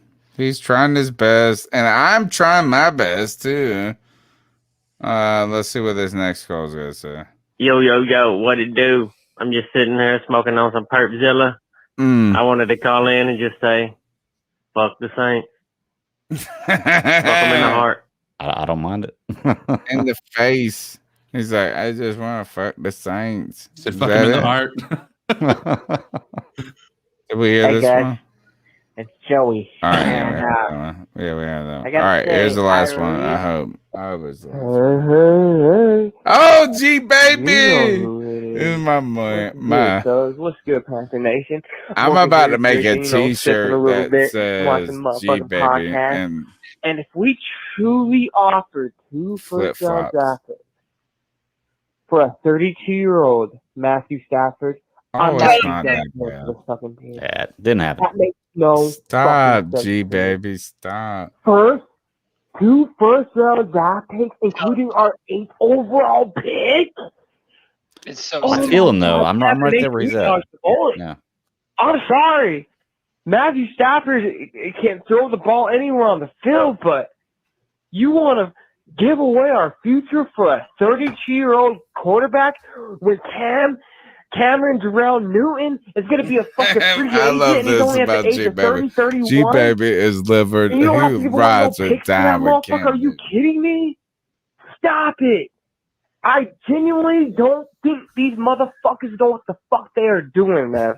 Man, I swear to is God, great, bro, isn't it? you're going to offer 2 first-round draft picks and more for a 32-year-old Matthew Stafford. What the fuck? I would much rather just move up to the fucking 2nd, 3rd overall pick and get Justin Fields or a right tackle. What the fuck? I'm with you, I'm G not going to baby. give away 2 first-round draft picks for fucking Matthew Stafford. That's blasphemy. Amen. And this is the shit. Amen. This is what I'm talking about, David Tepper. Analytics, bro. This dude don't know nothing about fucking football, bro. I promise you guys. Come on, bro. That doesn't make sense to me. Yeah, Watch us keep Teddy Bridgewater. Watch us not make a single goddamn move. We fucked over with Deshaun Watson. I've been hearing reports that he doesn't want to come to Carolina now because of the way we treated our fucking franchise QB Cam Newton, motherfuckers. Karma's That's a something I bitch. was going to bring up. That's a fair point. Yeah, I didn't think about that. Yeah. Cam Newton's his mentor. Are you fucking kidding me? Karma's a bitch. We had a chance. 2 states cheering for him. Coming home to fucking Clemson. What? We fucked up, man. Imagine him and Joe Brady's offense. Fuck it. I'm calling back, Carolina. Joe Brady's Yes, offense is not that impressive. So No, I think it's fair. All good points. G baby, you're the man. I'm telling you, man, I really do worry about David Tepper, man. I think, I hope we should fire him. Let's fire him. No, we're too early, Gray. Can you fire the owner? I don't think you can fire the owner, right? That we luck into a franchise quarterback. But, dude, I'm telling you, I really am worried after a few years of having him as our owner that he is willing to put his finger in a situation that it doesn't need to be put in. So, I don't know. No, let's stop that nonsense, Cody. That could be real bad. If you're a 13 billionaire, you want to put your finger in everything. You can. Put your finger in whatever you want to, I guess. Yeah, that's a good point. Yeah. That's what Donald Trump said. All right, let's get to so we've been through all the calls.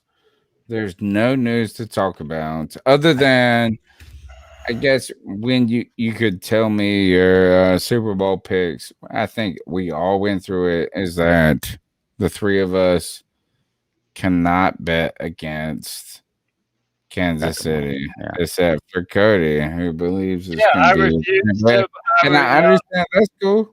That's cool. Tom Like, Brady is going to stop Mike Remmers from having a Super Bowl ring before fucking Cam Newton and Greg Olsen and Luke Kuechly and Thomas Davis and so on and so forth. Tom Brady's actually going to do a good thing. Let's drop some ice up picks right now. It's our homage to Steve Smith, where we tell somebody ice up, toughen up, get it together. Anybody is available, from an 8-year-old in Oklahoma, which I've iced up, to myself every other week. I feel like I ice up. Who wants to jump into the ice up picks? Oh, Greg! No. Do you have any trivia for us, Greg? I didn't this week. No. All right. Then let me go first because mine is simple. Yes, he's got to go. The Tampa Bay Buccaneers are going to be the first team to ever play the Super Bowl in their home state. If you know anything about the Tampa Bay Buccaneers, all right, you talked about trivia. Here's some trivia for all of you. What happens when the Tampa Bay Buccaneers score a touchdown? They shoot the cannons off. And would you believe it or not, the first team to host the Super Bowl in their own stadium, the NFL will not let the Tampa Bay Buccaneers fire the cannons in the Super Bowl at their home fucking stadium. I get it. That is the dumbest shit in the world. I understand. Because it's supposed to be a neutral game. It's not a neutral game, though. I know it's not, but that's why they're not letting them do it. Yeah. Earn their home game, man. Under any normal circumstances, yeah, fine. Even Steven, no home field advantage. The Tampa Bay Buccaneers earned their fucking home field advantage, and they should be able to fire their own damn cannons in their own damn home in their own damn Super Bowl.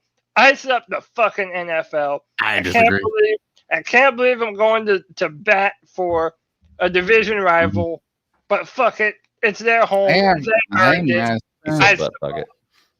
them up. Yeah, but fuck. I disagree. Hey, wait. Before you go, who'd you have us drafting in your mock draft? The most recent one, all the quarterbacks were gone. So I took Michael Parsons. That's still a good pickup. Damn, where can they find that? Yeah, drafttech.com. It's still every other week right now, but coming up here soon, it's going to be once every week, a brand new mock draft for the Carolina Panthers with first and second round comments written by yours truly. Find me on on Twitter at Cody Lack, CODYLAC. And that's it for your homeboy. My man. Material love, Cody. Last name. Peace and love. Let's turn the mic to CK. Who you got for the ice up pick? I so you don't got nobody? Not really, man. It's been a good week. I haven't really been reading a lot.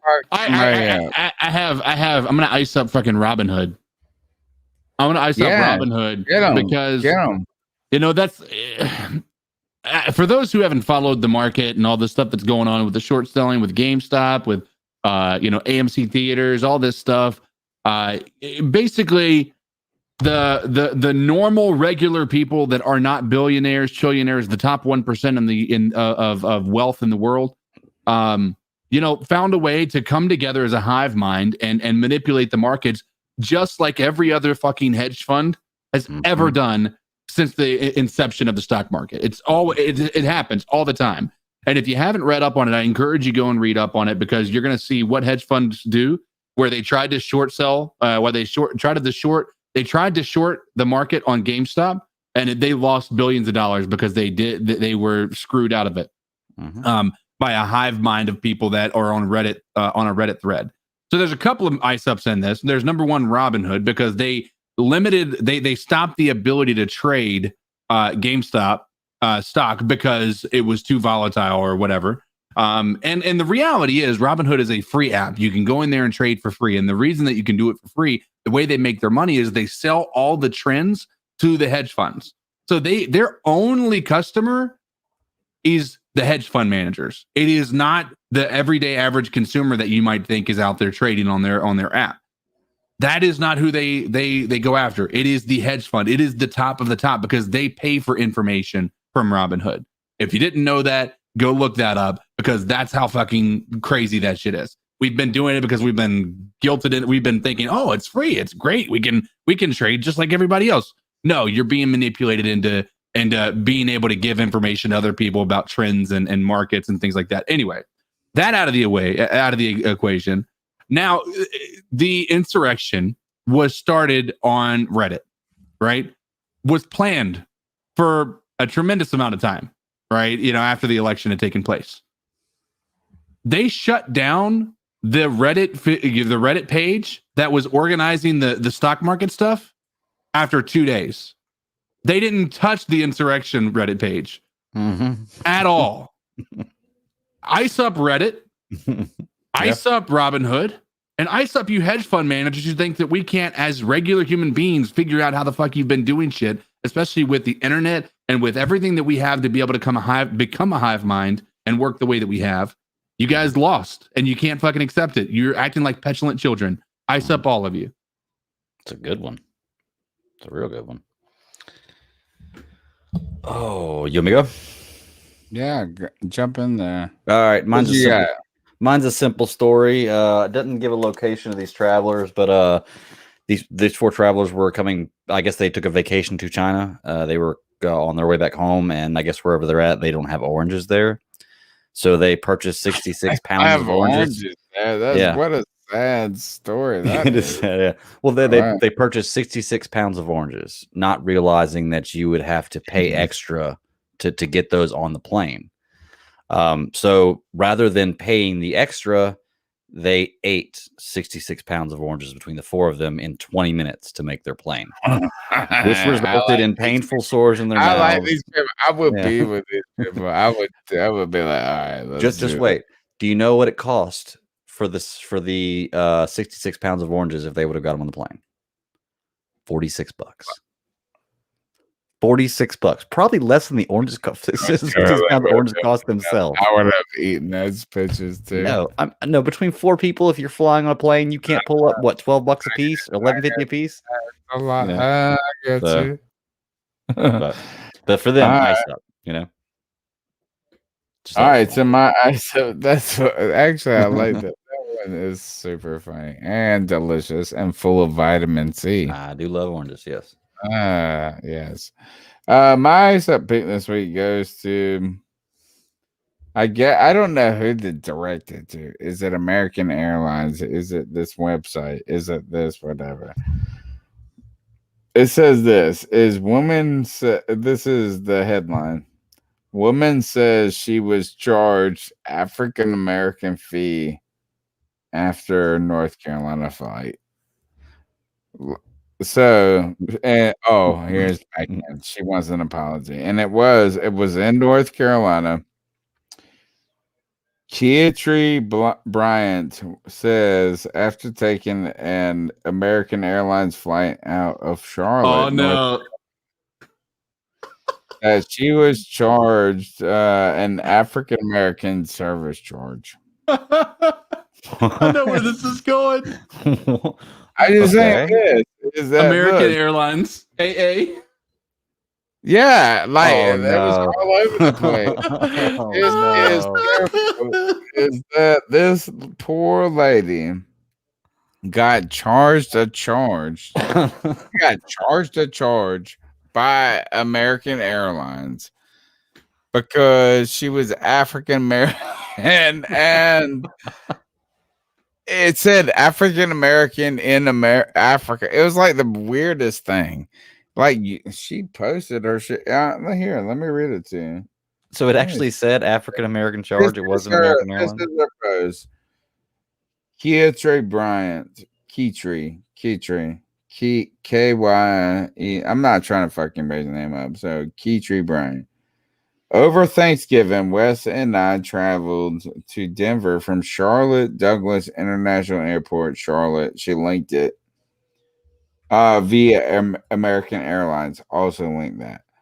We both used different cards to pay for our luggage, and instead of being noted as such, both of our bank statements read African American African service charge. The manager of the airport gave some sob story about how sorry she was, but I got no answers. I was told that all I could do was file a complaint, but I got no answers. She goes on and on. Anyway, the point of the whole story is that they swiped their card. These poor people. They swiped their card and it said, "You black." Basically, that's what it said. It said, like, it was like this. They swiped their card and they were like, and you're an African American on an American airline. It's so many A's, I can't even follow it. And my point is, my ice up pick is this. Is that I have trouble following this story. I got a ton of trouble following this story because, yes, you know what? Ice up American Airlines. That's all I got. That's it. I don't know what else to say. I don't know what to say. What have you got on your card where you were checking your bank statement and it was like, you white as fuck? That's basically what it says. That is what it says. The WAF charge. I thought for sure. I thought for sure what you were about to tell me was this woman thought that AA service surcharge meant African American service charge. No, I thought for sure that's where you were going with that instead of American Airlines. Yeah, when he said that, I thought actually, I won't say this poor company, this poor woman, A, and B. When she looks at her bill, it was like it was the most racist statement ever. Yeah, that's different. Yeah, absolutely. Like, what if you looked at your bill and you were like, "You white as fuck"? So you get extra. I'm so confused. I would like to see the receipt. Yeah, I would like to see this receipt. Oh no! Look, we look at it. It says African American. Hold on. It's crazy. It says African American surcharge. It's like she is being charged because she's black. It's the worst thing I've ever seen in my life. Not the worst. I don't know how to quantitate anything. All I'm just trying to say is this. Good God. America, can we not fill out the paperwork a little bit better? Citibank or whatever that was, like this bank, and then they tried to come back and was like, it's not that bad. Yes, it's the most racist shit I've ever heard. Here, I'll share it with you. Okay, I just pulled it up. I'm looking at it now. Oh, y'all are all looking it up, aren't you? Yeah. Thank you. Am I wrong? Am I making shit up? No, Come here. on. Let me see what they say. Right there it is. You get. Oh yeah. Hold on, I can do that. African American service. Look, look. This poor girl got charged for being black. But only her. That's what's so crazy. Like, and her boyfriend too. No, all black people. That's crazy. What did they get charged? I'm wondering what they're like. What does American Airlines believe is the charge? Like, I think they just whoever wrote this shit just really fucked up. But oh no! Do you think they manually typed it in? Like somebody who had to do this surcharge? They were trying to fill in fields. You know, like you're trying to. Like you're Caucasian. Yeah. You're trying to put some shit in, and then but it's crazy. This poor girl and her husband got charged for being black. That's tough. That is tough. That's insane. Anyway, yeah, that's crazy. All right. My name's Tony Dunn. It's the C3 Panthers podcast. 252-228-5098. If you don't like the world, then just call in and ice up a mofo. If you want to watch cats kill bitches on COD, Call of Duty, Modern Warfare, if you want to watch them creep into some weird, what's the new game? Escape from Tarkov. It sounds like Escape from It sounds like Escape from a Russian prison in Siberia is what I would guess. What that sounds like. It's sort of it's a lot more in depth. It's Tarkov is a city, and they have these different maps and stuff. It's about looting, and if you get shot in the leg, you can't run. Where is Tarkov located at? Russia, I believe. See, it's always about those fucking Russians. All right. Check him out. He's streaming there on that. Teddy Bridgewater's in the chat, guys. Teddy Bridgewater's here. Greg, where can they find your work? Oh, look, dude, I watched the Captain Marvel, the chick version of the Marvel. Yeah, Captain Marvel. Yeah. Yeah, it was wonderful. That was good. Yeah. Wonderful. It's a good movie. It's like one of my top superhero movies. Interesting take. It was nice. I mean, everything about it was all right, except for it was just like this plain white girl, I guess. Like, that was the only thing that I would disrespect about it. But my wife liked it, my kid, like everybody. It was entertaining. It was entertaining. I liked it a lot. So it has a lot of tie-ins and stuff going on right now too, which is actually pretty cool. So little bit nuggets here, but yeah, I recommend going check it out. Captain Marvel's a good movie.